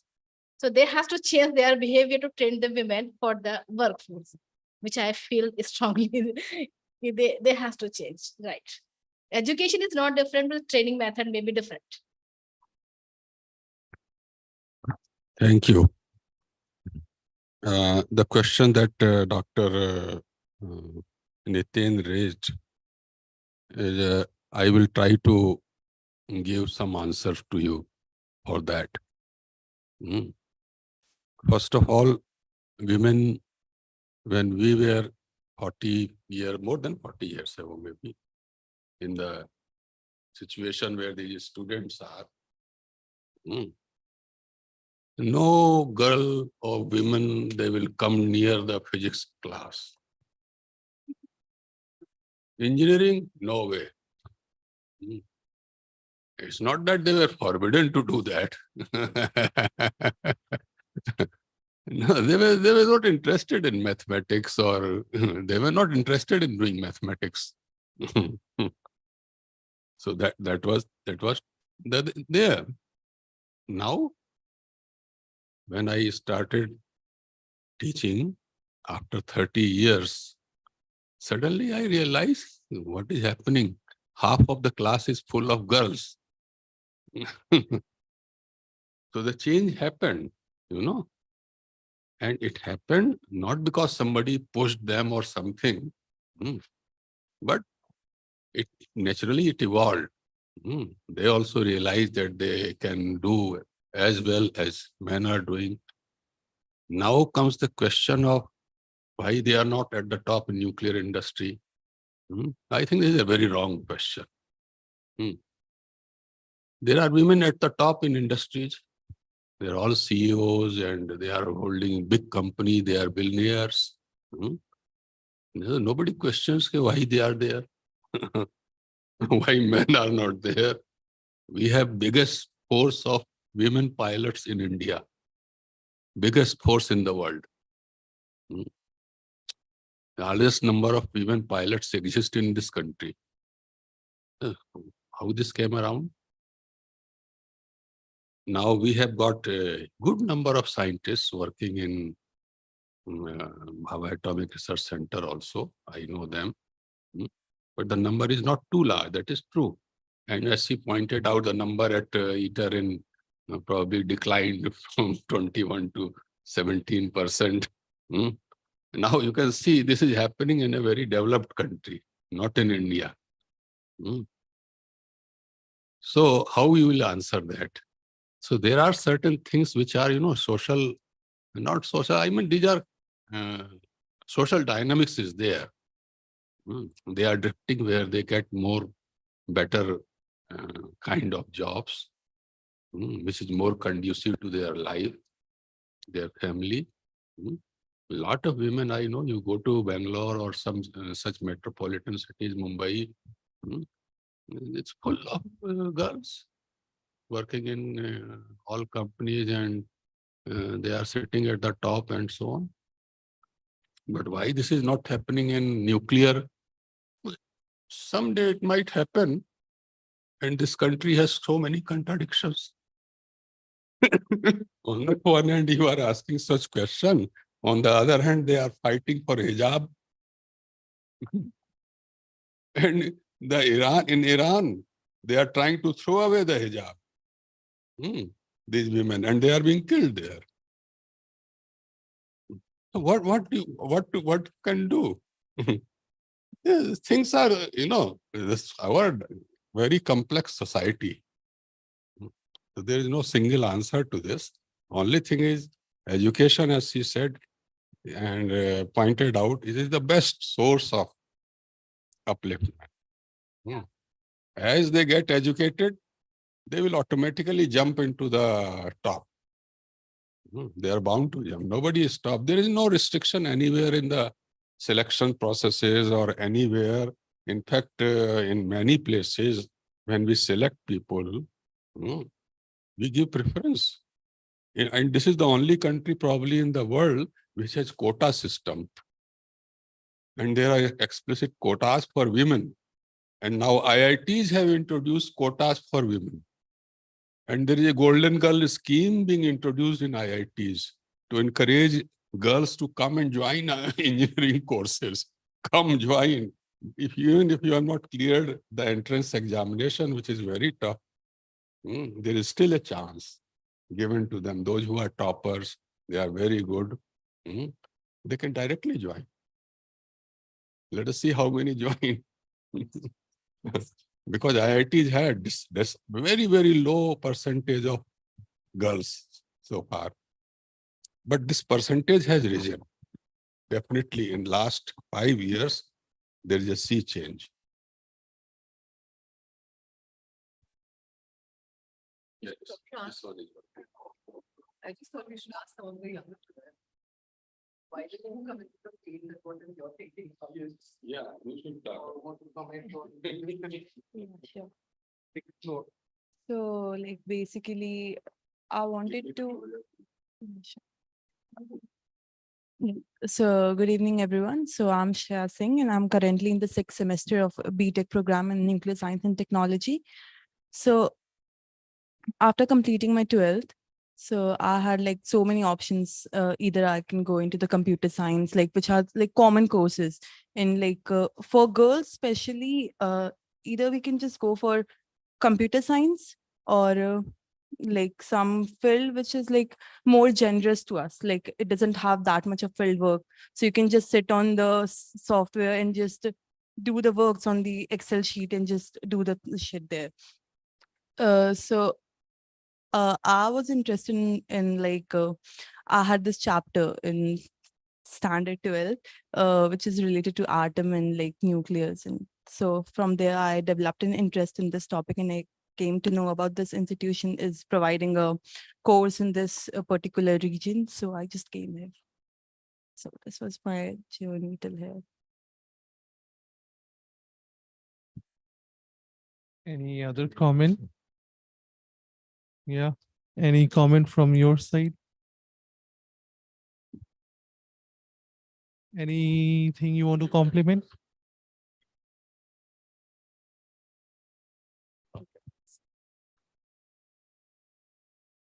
So my name is Mohammed Tabish, and I'm currently a fourth year student of IYNS. So my question is just basically a simplest question that I have.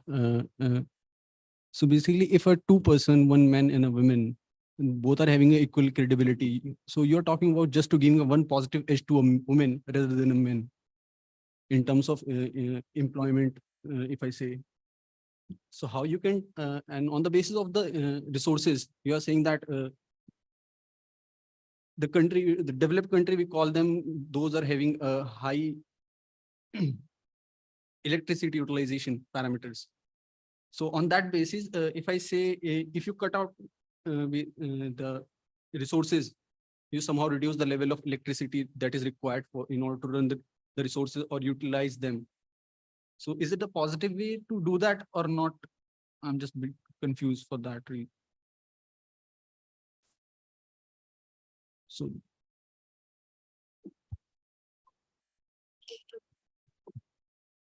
his question is that why are you trying to approach a higher and higher number of per capita energy requirements for the developing nations and not tapping on those numbers rather than making the developing countries or the underdeveloped countries go towards a higher per capita energy consumption? So I think that's his question.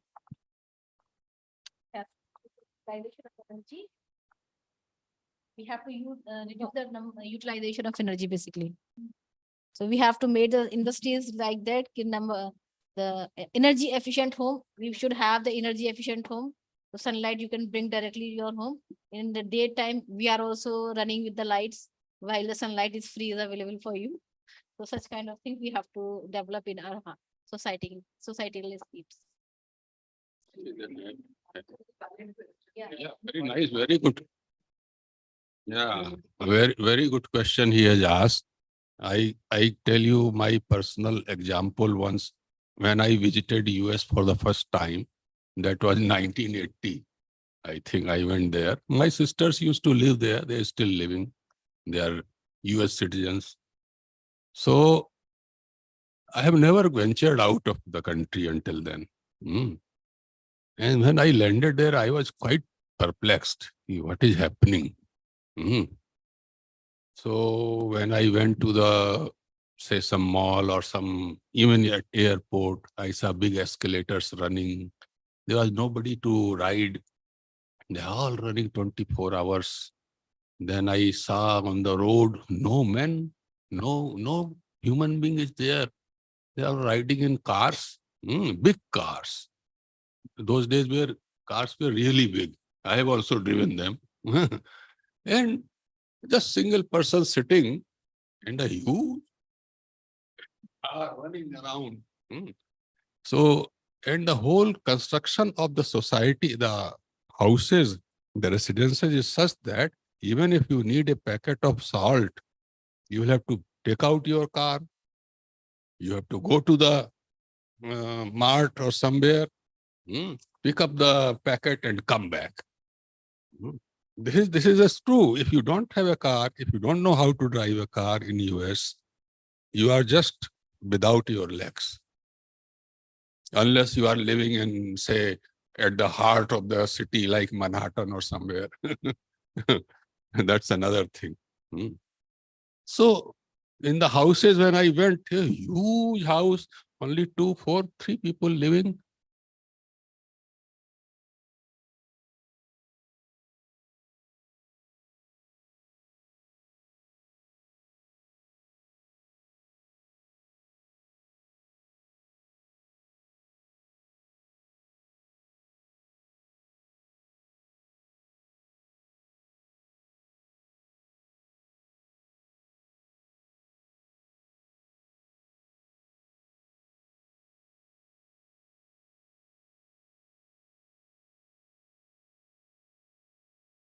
Or not.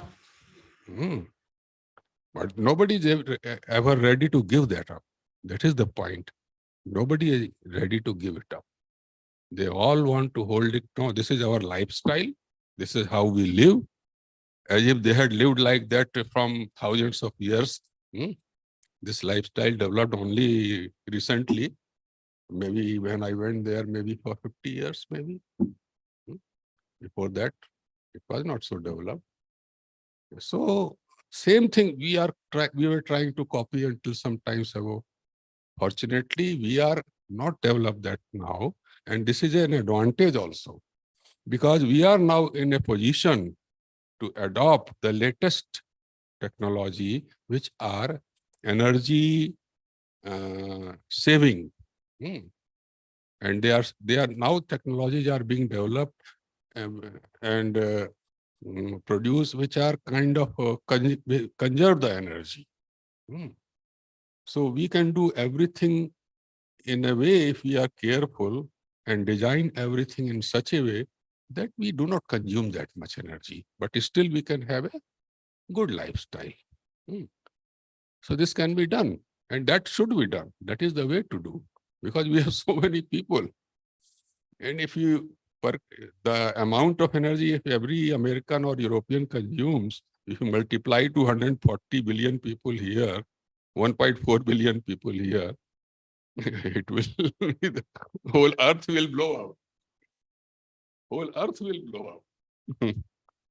So we have to be very, very careful. This is, see, we have to develop, but India needs to be much more careful actually in adopting technologies, in developing new things in such a way that they are not energy intensive. This is what I think.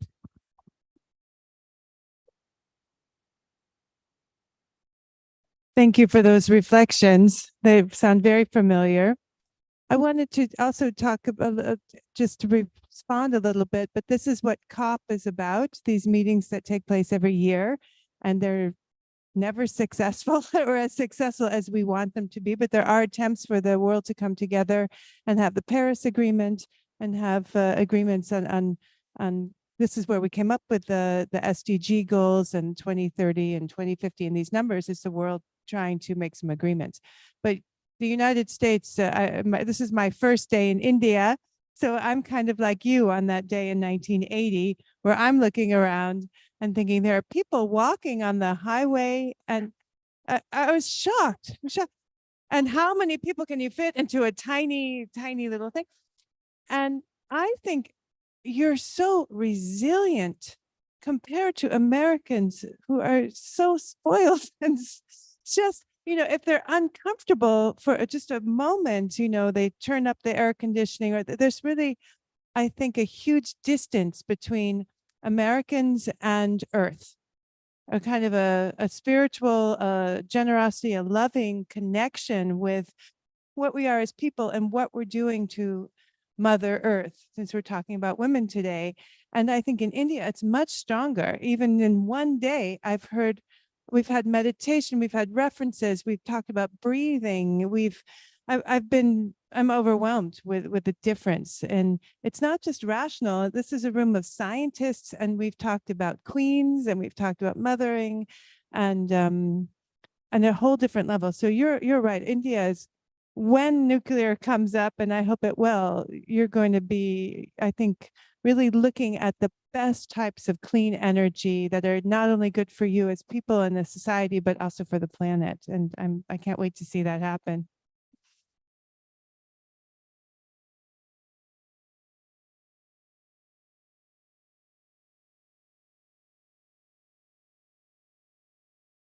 I think we can close this with.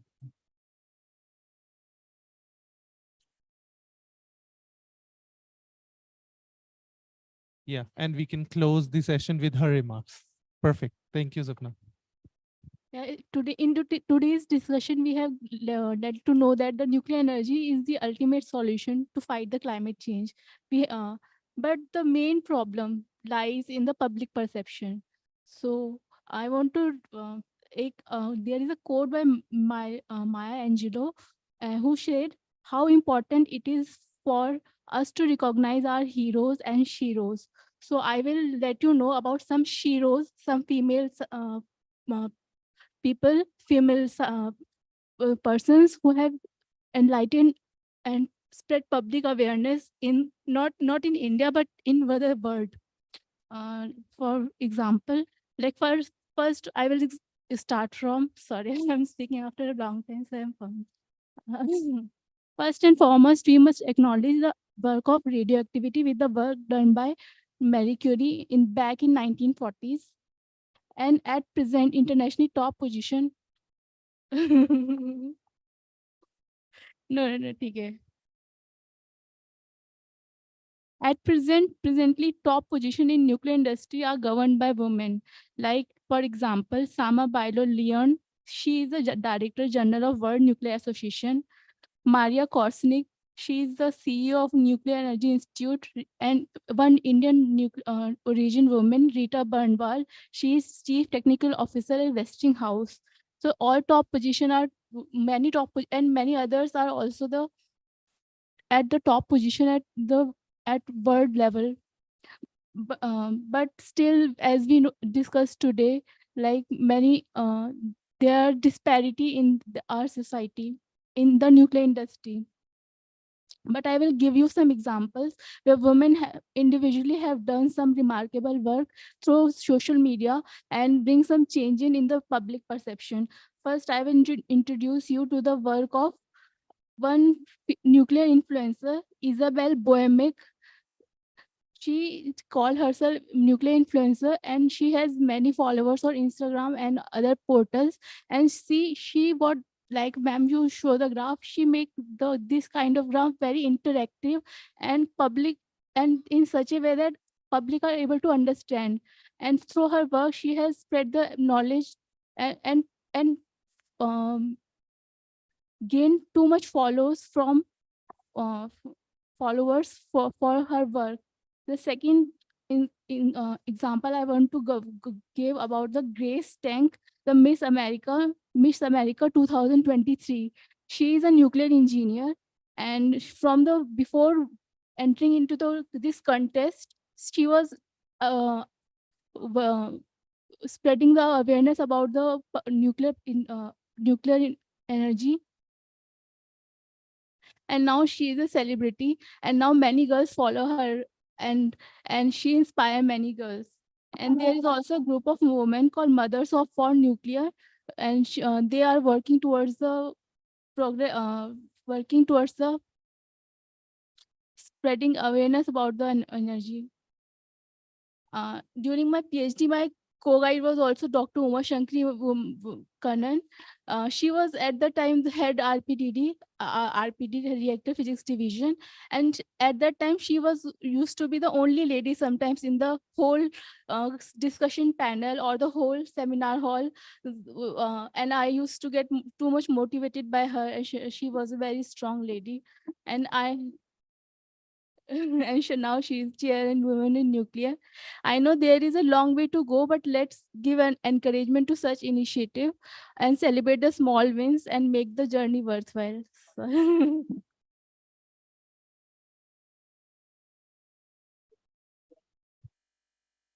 Thank you, Sapna, for those wonderful examples that you have shared with us and the insights that you have put on this table with regards to people who are actually working in the nuclear industry. Thank you. We move ahead with the agenda, and we have our next session, which is on nuclear fusion and fusion, the key to net zero future by Dr. Nitendra Singh. He's, the presentation is there.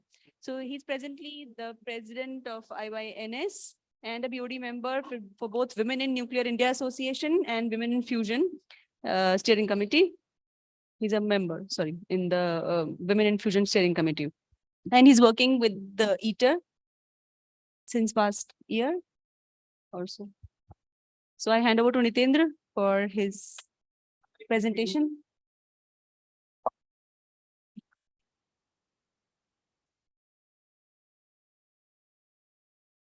Sorry. Zoom.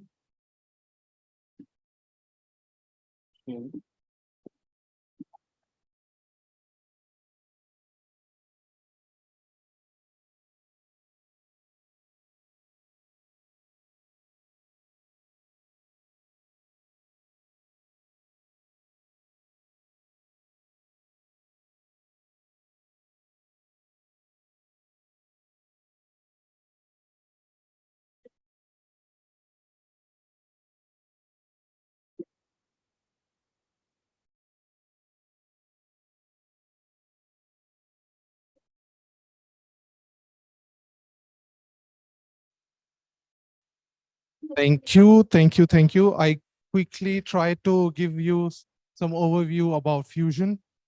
We have already discussed a lot about fusion. And during the discussion, we have mostly covered that India has a big prospect for a nuclear fission, and we already have some plans with 20 already operating and 12 coming and few more already in discussion. But one thing I want to highlight before we go to fusion, which is one of the key changer as people are saying, the small modular reactors. One of the biggest challenge which comes from installing a nuclear reactor in most of the countries is the initial cost. It is quite expensive in the beginning, and that's making a lot of impact that with associated higher perceived risk, this investment looks quite higher. So that's why people have come up with new designs, new ideas, having smaller reactors in a modular phase, similar of its kind. So fabrication cost is less, installation cost is less, and you can multiply depending on your requirement. You can use it for smaller to larger requirement depending on your size and capacity of the reactors. So this is one aspect, but as I always say, the discussion today is mostly focused on climate change. And climate change is not something which we have already ruined it a lot. And once you have already done so bad, you really need a lot of time to bring it up back. So in that sense, if you evaluate, the possible strategy could be, once you can have the immediate solutions, the solutions which we can directly apply right now. There could be intermediate solution which will need some time to be deployed, but will strengthen your strategy of decarbonizing energy production. And third one is, of course, the long term, because you cannot just use the all strategy doesn't mean the sources which are easy to deploy today may continue further. So in immediate deployment, you can use renewable sources like solar. You can go for wind, and depending on your geo scenario, you can go for tidal, you can go for geothermal and hydro as well, depending on like that. For midterm solutions, there are conventional nuclear large power plants which you can now invest. Maybe, as we know, it takes around a decade to come up with a practically grid connected power plant. So it could be a possible midterm solution or intermediate resolution. And long term, we are focusing mainly for fusion. We are aspiring that fusion could be ready by the time we will be in 50s, and we will be in the peak of our decarbonized requirement. And intermediary to first and second strategy, if you see, SMR could play a faster rate, because as we expected, it should, the 1.5 degree rise should be by 2030, but it is already approaching now. So we need something to wrap it up quickly. So SMRs could be a big game changer. So we talk about SMR sometime later, but today we go for ITER. ITER is basically, in Latin, that means the way. And we always say it's the way to future, or perceived way to future for a while. And it stands for International Thermonuclear Energy Experimental Reactor. Thermonuclear energy means basically it's a technical terms where you try to fuse the two nuclei, and with the nuclear reaction, you get a lot of energy in return.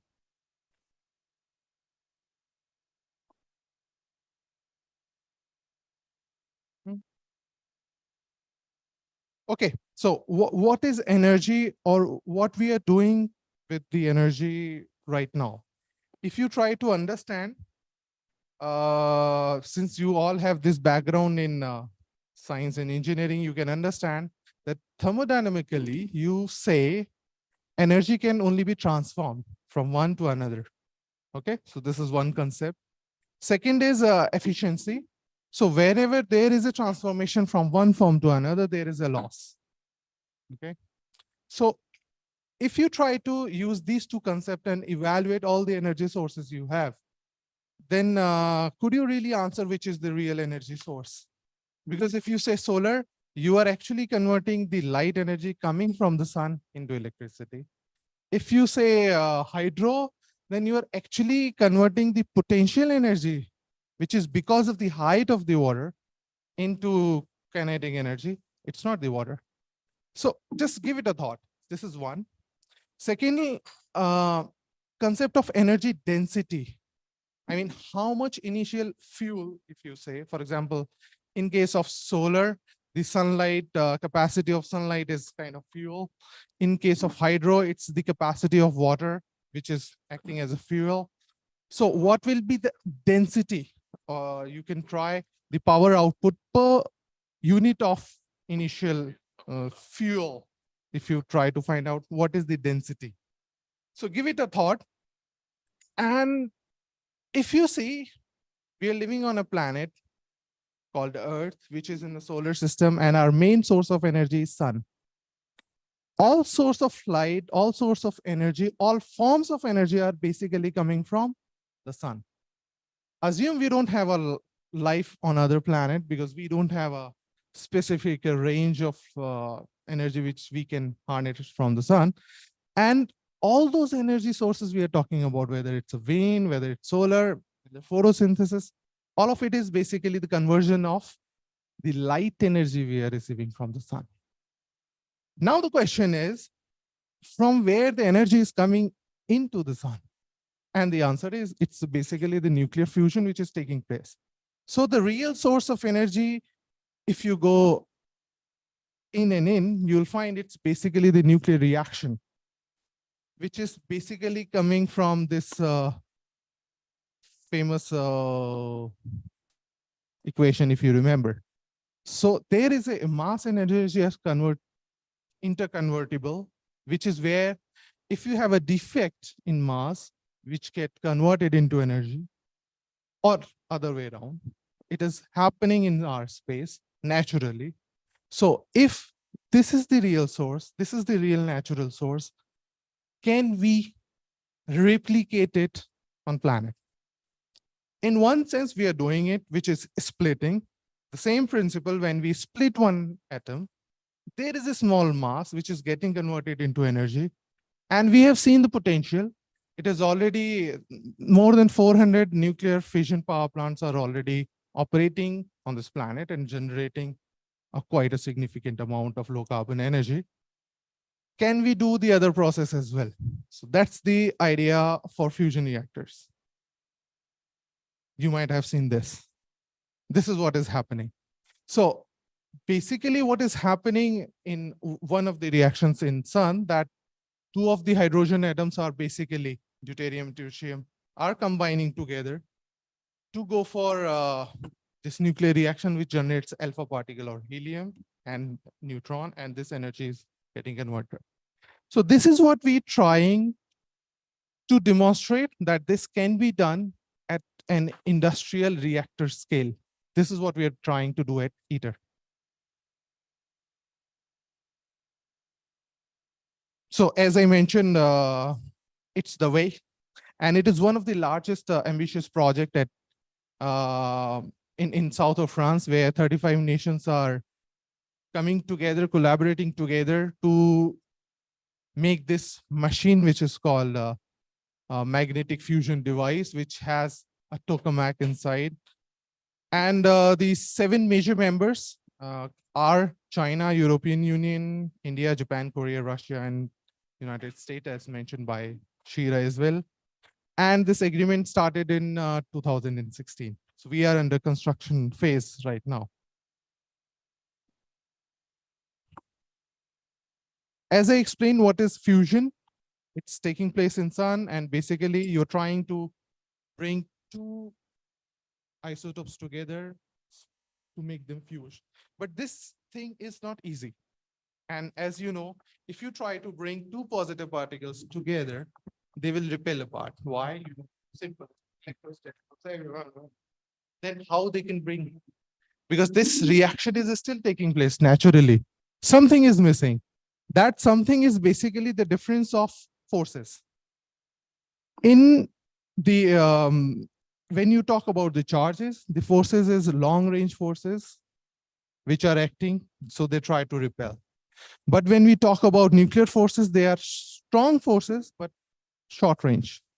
So we need to bring those particles with an energy to such a state that the barrier of forces, which is due to the electrostatic, can break and they reach into the nuclear forces regime.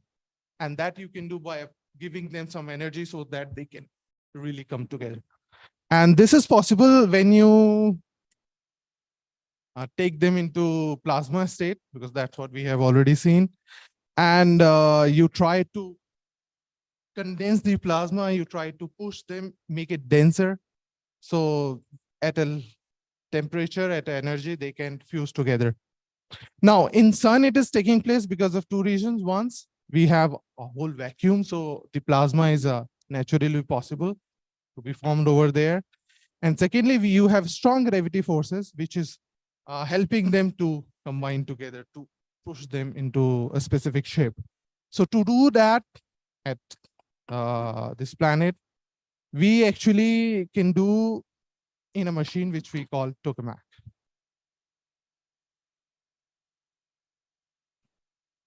So plasma, as you know, it's a fourth state of matter. It is basically a charged ionized gas which is behaving in a specific manner. So that's what we are talking about. And we call tokamak. Tokamak is a Russian term for magnetic donut-shaped vessel. So that's where we try to create the vacuum, the required volume of vacuum. We can insert the desired gases to be, which are needed to be forming plasma. And then we can heat it up for higher temperature so that we can go for fusion. So what are the three key requirements if you want to do fusion on planet? First, vacuum, which is needed for plasma. Second, heating of plasma, because you need to give energy to all those atoms, the ions which are in plasma, so that they can fuse together. This can be done by increasing their energy, or as we say, by raising the temperature of plasma.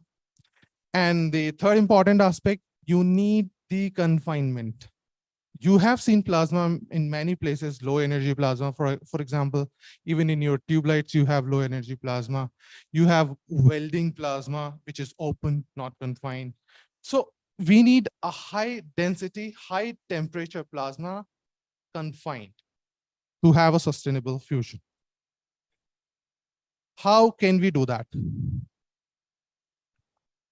So this is the answer. This is the bigger picture of ITER we have. And if you see in the middle of this part, this is basically the plasma. And this is the donut shape, the D shape, which is visible here, vacuum vessel. And you have network of magnets, which creates a magnetic field around this toroid in a toroidal form so that it can keep the plasma within this toroid and keep it denser and denser and denser. And at ITER, we have three different type of magnetic system. One is polaroidal full field system, which is having a ring size type field coils, which are 3 on top, 3 on bottom, which compresses the plasma in this scale. I mean, this is axis. You have toroidal field magnets, which are across the tokamak. There are 18 such kind, which compresses the plasma in this axis. So now it becomes a disk, if you try to imagine this and this. To make a toroid, you need this inner cavity in this. So for that, we use a central solenoid, which creates a high current in the plasma. So plasma become a really donut kind of this. And then you fine tune the magnetic field so that you can really compress the plasma to have a higher and higher density. Okay. So what are the ITER objectives? We are trying to achieve the plasma, deuterium tritium plasma for the fusion. We are trying to generate 500 megawatt of plasma from fusion power from this plasma, which will be, I'll tell you later, it will be Q10, what is Q. And we also contribute to demonstration of the integrated system in this reactor scale at ITER. And one of the major application is to demonstrate the tritium breeding facility. And I always say this tritium breeding is the key for future. Because when you go for a commercial reactor, either we will be running for only for test purpose, for experimental purpose, for a short terms, we will keep on shutting down, running for different types of experiment. But when you want to use fusion power for commercial scale, it should run 24/7 for 80 years. In that sense, you need a continuous supply of fuel, which means hydrogen, deuterium, and tritium. So deuterium, maybe you can find it is easy to create. Tritium is tricky. So you need to breed tritium. And here at ITER, we are trying to demonstrate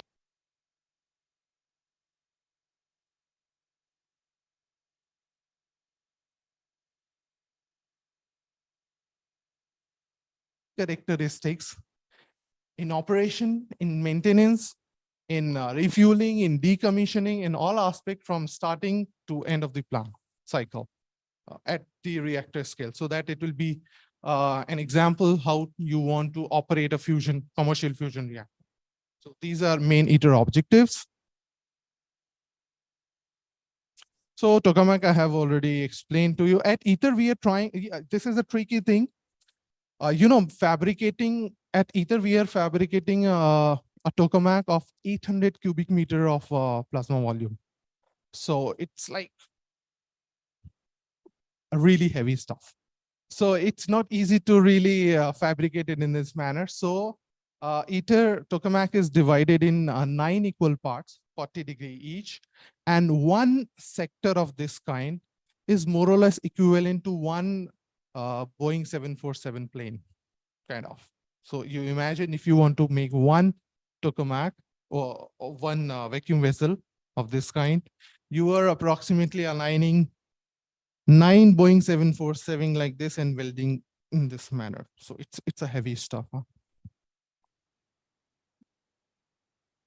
So this is how it looked like. And this is the real picture of one of the vacuum vessel sector. And 9 of such will combine together to form one tokamak. We call it vacuum vessel because this is where the vacuum will be coming. Then magnets. As I mentioned, there are 3 different type of systems. So 2 magnets, this is the toroidal field, TF coils, and this is the poroidal field, the ring type of magnets. And yeah, this is really, again, a basic concept. If you want to create a magnet, the simple thing is you pass a current, and when the current passes, it generates a magnetic field. So simple. We can use different type of coil and we can create a magnetic field, no issue, easy peasy, but there's a problem. As soon as you increase the current, to increase the magnetic field strength, the wires get heat up, they may melt down. You cannot go further than the limit. But here you need a really strong magnetic field. So that's why to overcome this, we went on to superconducting magnets. And the superconducting magnets are basically working at a working temperature of -269 degrees Celsius. It's a 4 Kelvin helium liquid, supercritical liquid helium temperatures.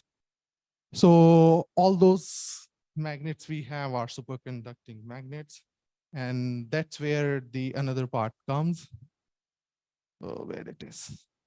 So this is the real example of magnets. So this ring type is basically the PF coils, and you can see the scale. And this D type is the TF coil, the toroidal fan, and you can see the scale. And if you want to maintain the supercritical temperature, how you do that? We need a fridge, the bigger one. So we have created the biggest fridge ever on this planet.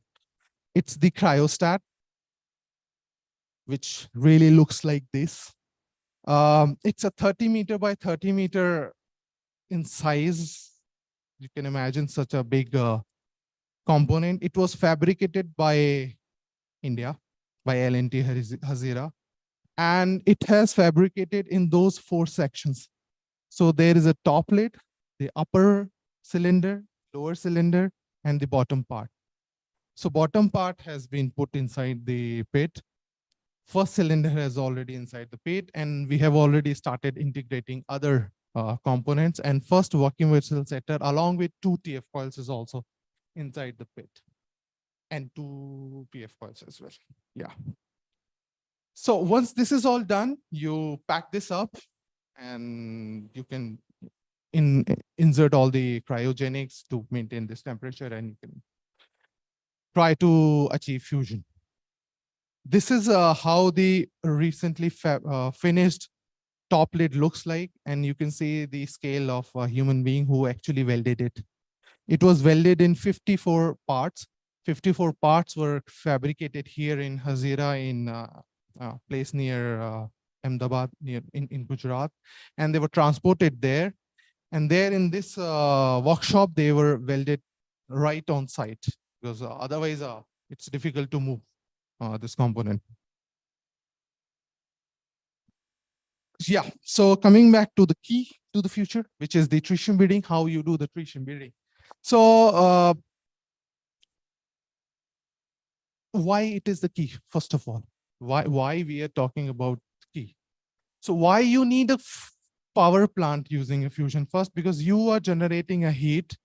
You want to convert that heat into steam, and then steam will roll the turbine. And because this part is same, always. Any power plant, if you want to generate electricity, you need steam and do the same balance of plant. Take this energy from the fusion plasma. This is the system which we call tritium breeding blankets. So what we do, we put all the breeding blankets surrounding the plasma. So they will absorb all the heat as well as the neutrons. The heat which they will absorb will be used to carry out this cycle. It will generate the steam and then follow this path. And all those neutrons will interact with the neutron multipliers and then followed by tritium breeders. For example, you can do it with lithium. Neutron plus lithium gives you tritium again. So that sort of materials. And these two systems are really, really necessary if you want to have a commercial partner. And that's what we are trying to test at ITER. So in total, there will be 6 different types of technology of tritium breeding blanket will be tested at ITER. 4 in first phase, 2 in later. What are the key challenges we are facing and we have faced? One, of course, the manufacturing process, because the components are so big. Secondly, the material is new, because as I mentioned, you are having 150 million degrees Celsius inside the fusion plasma temperature, and you have minus 269 degree Celsius outside the vacuum vessel. So to manage and face that sort of challenging temperature and magnetic field, you need different kind of material which have been developed, and then developing those manufacturing processes and stuff it's really tricky and challenging. Diagnostics, you cannot see plasma at this temperature. So if you can't see plasma, how can you be so sure it is there? So for that, you need different types of probes, different types of diagnostic. Okay, it is there, it is what its temperature is. For example, if you want to measure your body temperature, what you do, you put the thermometer inside. But if you do this with this plasma, it will go and, because the temperatures are high, the interaction is so high that it will just melt it away. So that's why diagnostics has been challenging, and we are working on it. This is really interesting. And plasma control. This high temperature plasma cannot interact with material directly because it will ablate it in just like that. So you use your magnetic system in such a precise manner that you don't let it touch the walls. It's there, but you don't let it touch the wall. So it creates like a kind of vacuum barrier in between the plasma and the wall. And vacuum is the best example of insulation, So this is another one. Cryogenics, as I mentioned, we are maintaining such a big refrigerator. So we have our own cryogenics. We have the biggest cryogenic plants as well. But maintaining this is critical. It's not easy just to maintain cryo lines. It's a tricky part. And of course, kilometers of line of cooling system and other things and blah, blah. So this diagram which you see on your right, this is just the cabling diagram of diagnostics. We have kilometers of further cable for further application, but this network is only for diagnostics. This is what the current tokamak pit looks like. So on your left, you have a vacuum vessel sector along with two toroidal field coils, which have been inside on your right. You see, this is how it looks. One sector already inserted and 8 more will come. So that's all for now. Any quick question is welcome. Yes, please.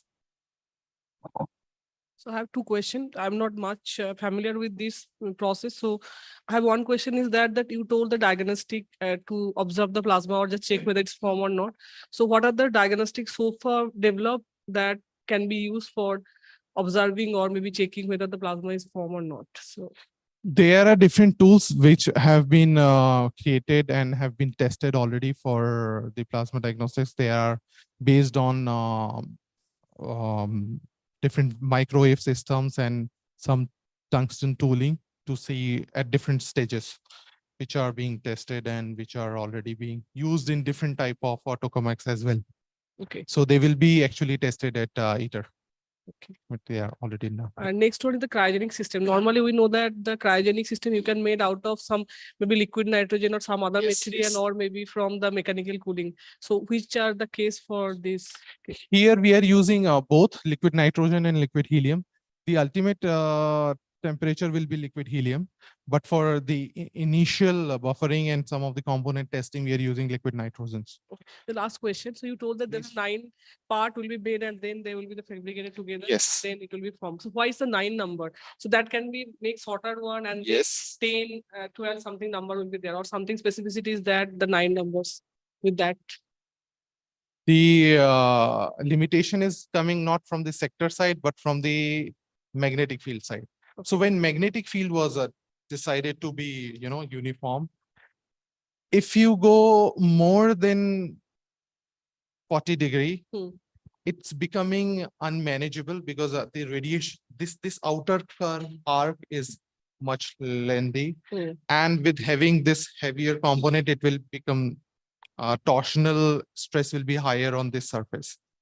If you reduce is less than 40, then this edge becomes much shorter that it cannot handle.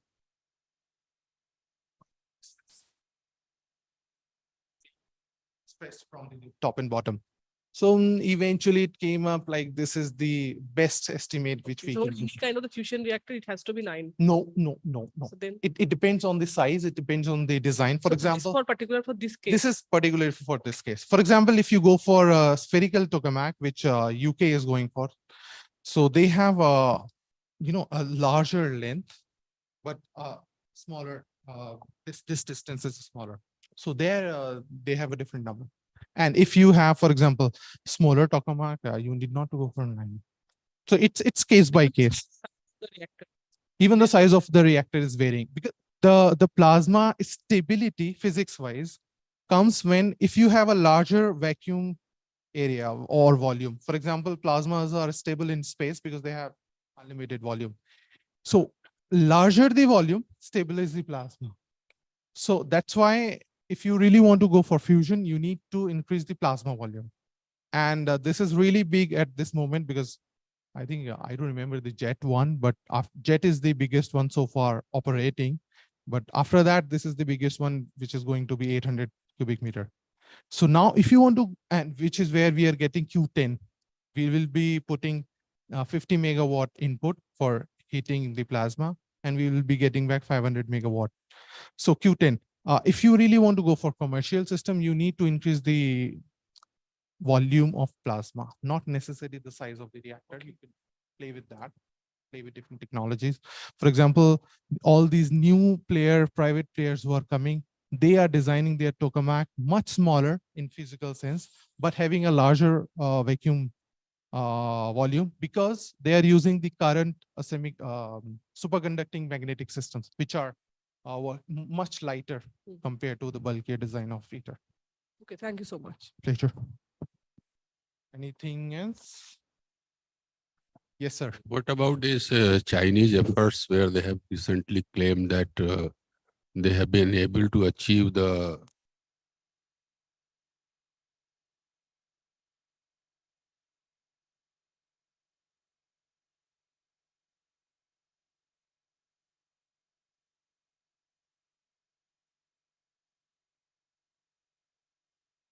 in one sense. So the knowledge is basically being shared by all the parties. So whatever we are doing at ITER, we take it there, we test it there, and then we increase. In that sense, China has developed this particular tokamak to test increasing the plasma control and increasing pulse size. And they have achieved the 403 second, which is one of the longest pulse we have ever achieved globally. So this is one. And in a similar fashion, JET was able to achieve the near burning plasma temperature, not the pulse, but the temperature. It was 0.78-ish. On the other hand, if you compare it with NIF, the National Ignition Facility in UF did, they crossed the break even, but on a smaller volume. So all this knowledge is being shared in that sense. So you mean this Chinese effort is a part of ITER? Yes, yes, it's all of it. We exchange here and there. For example, there's a facility in France which is basically testing all the diverter section, which I have not mentioned. Basically, what happened, if you see here, when we try to shut down the plasma, all these gases and hot plasma dump down at this diverter, which is cooled down, which is a special device which has been designed and it will be installed. So this particular component is being tested at one of the dedicated tokamak, and this tokamak was actually modified to test this design. So all those different systems we have across the globe, they are the part of this the big exercise, big project. So we share all the knowledge.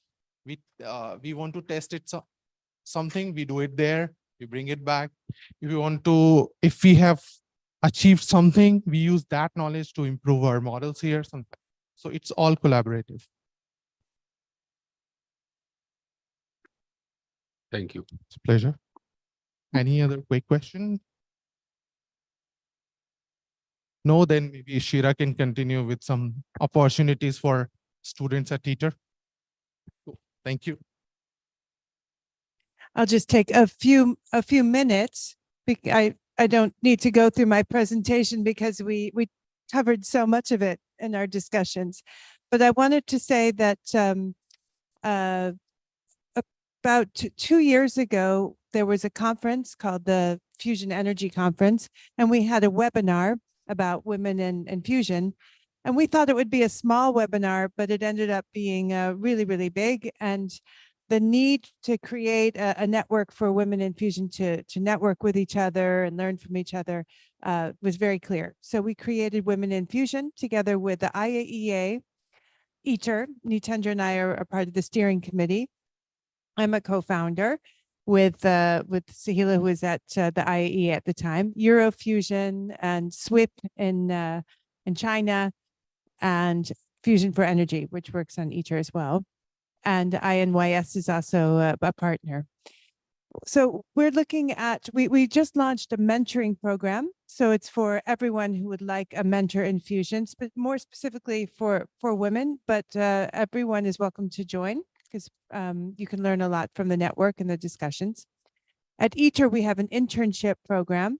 So you are welcome to look at our website, iter.org, and we have a section for internships with a lot of information. And we love interns from all over the world, especially from India. It would be really great to see you there if you were interested in fusion. And if you wanted to share these opportunities in the university, that would be great. I'm trying to think what the third one was. Oh yeah, and recruitment. If you're interested in working at Eacher, look also at eacher.org. We regularly have positions that are open, and we are often looking for people with specific talents and skills that are difficult to find. So check out our jobs, eacher.org. And if you're more interested in women in fusion, it's just womeninfusion.org. So easy to find. There you can register to be a mentee or a mentor.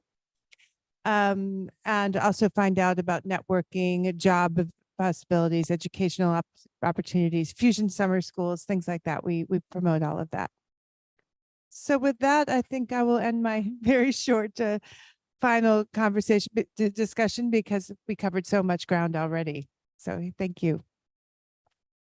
Thank you, Shira, for keeping it very short and crisp.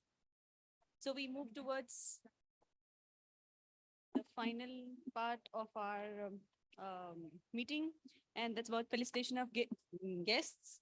And for that, I invite Professor Jain and Dr. Nitendra Singh. If you can felicitate our speakers and participants and panelists, not the participants, sorry, the panelists.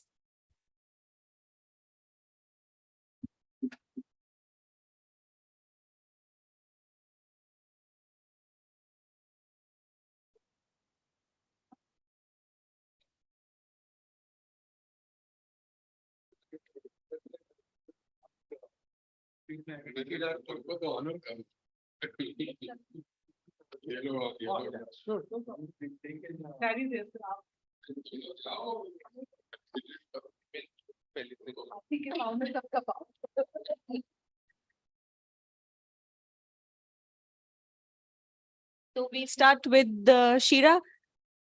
We would like to felicitate you with an Amity Memento. Yes. She's recording the organization.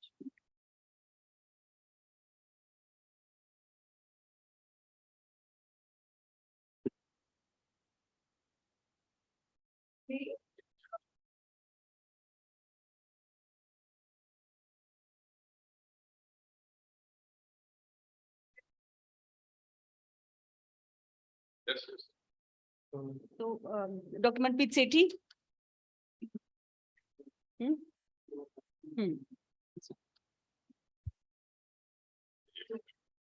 Thank you very much.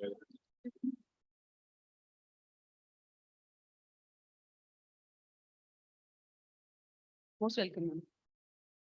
And next is Ankita Singh.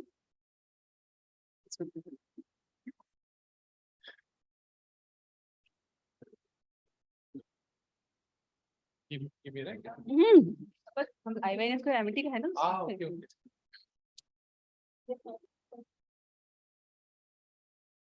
Okay, thank you.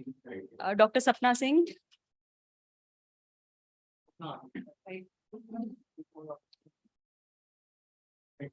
Nice.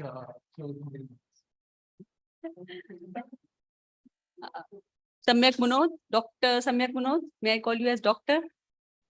Almost doctor.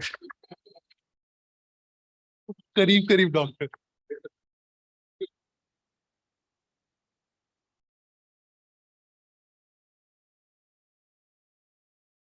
Dr. Jehan Nicholson.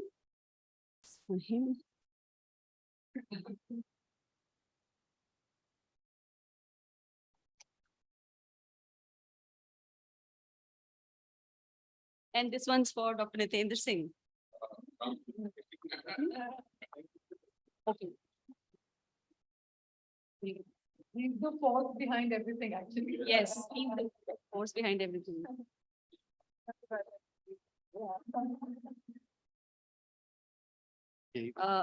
Meanwhile, I would request Jihan for a vote of thanks. Thank you, Jihan.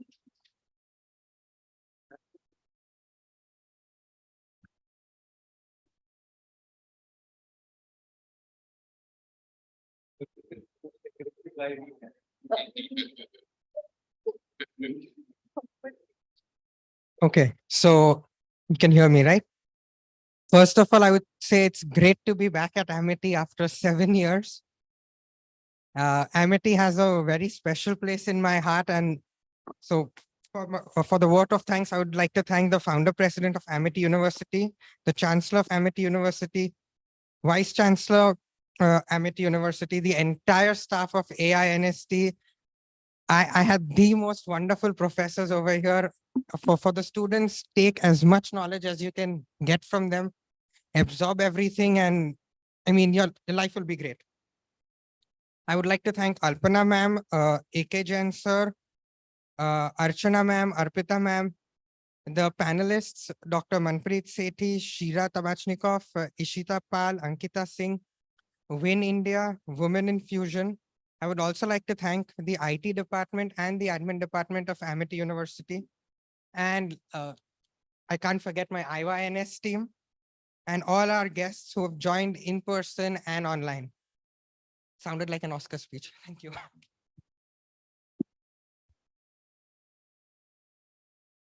Thank you, Jihan. And I thank everyone for being a part of this interaction. I thank all the panelists, speakers, and the audience for being here. Have a good evening, but we would wait for some time, just few minutes before we close this session, because we have to felicitate one of our guests, who is a scientific officer at Bhabha Atomic Research Center, Ganesh B. So please be here for some time, just few minutes.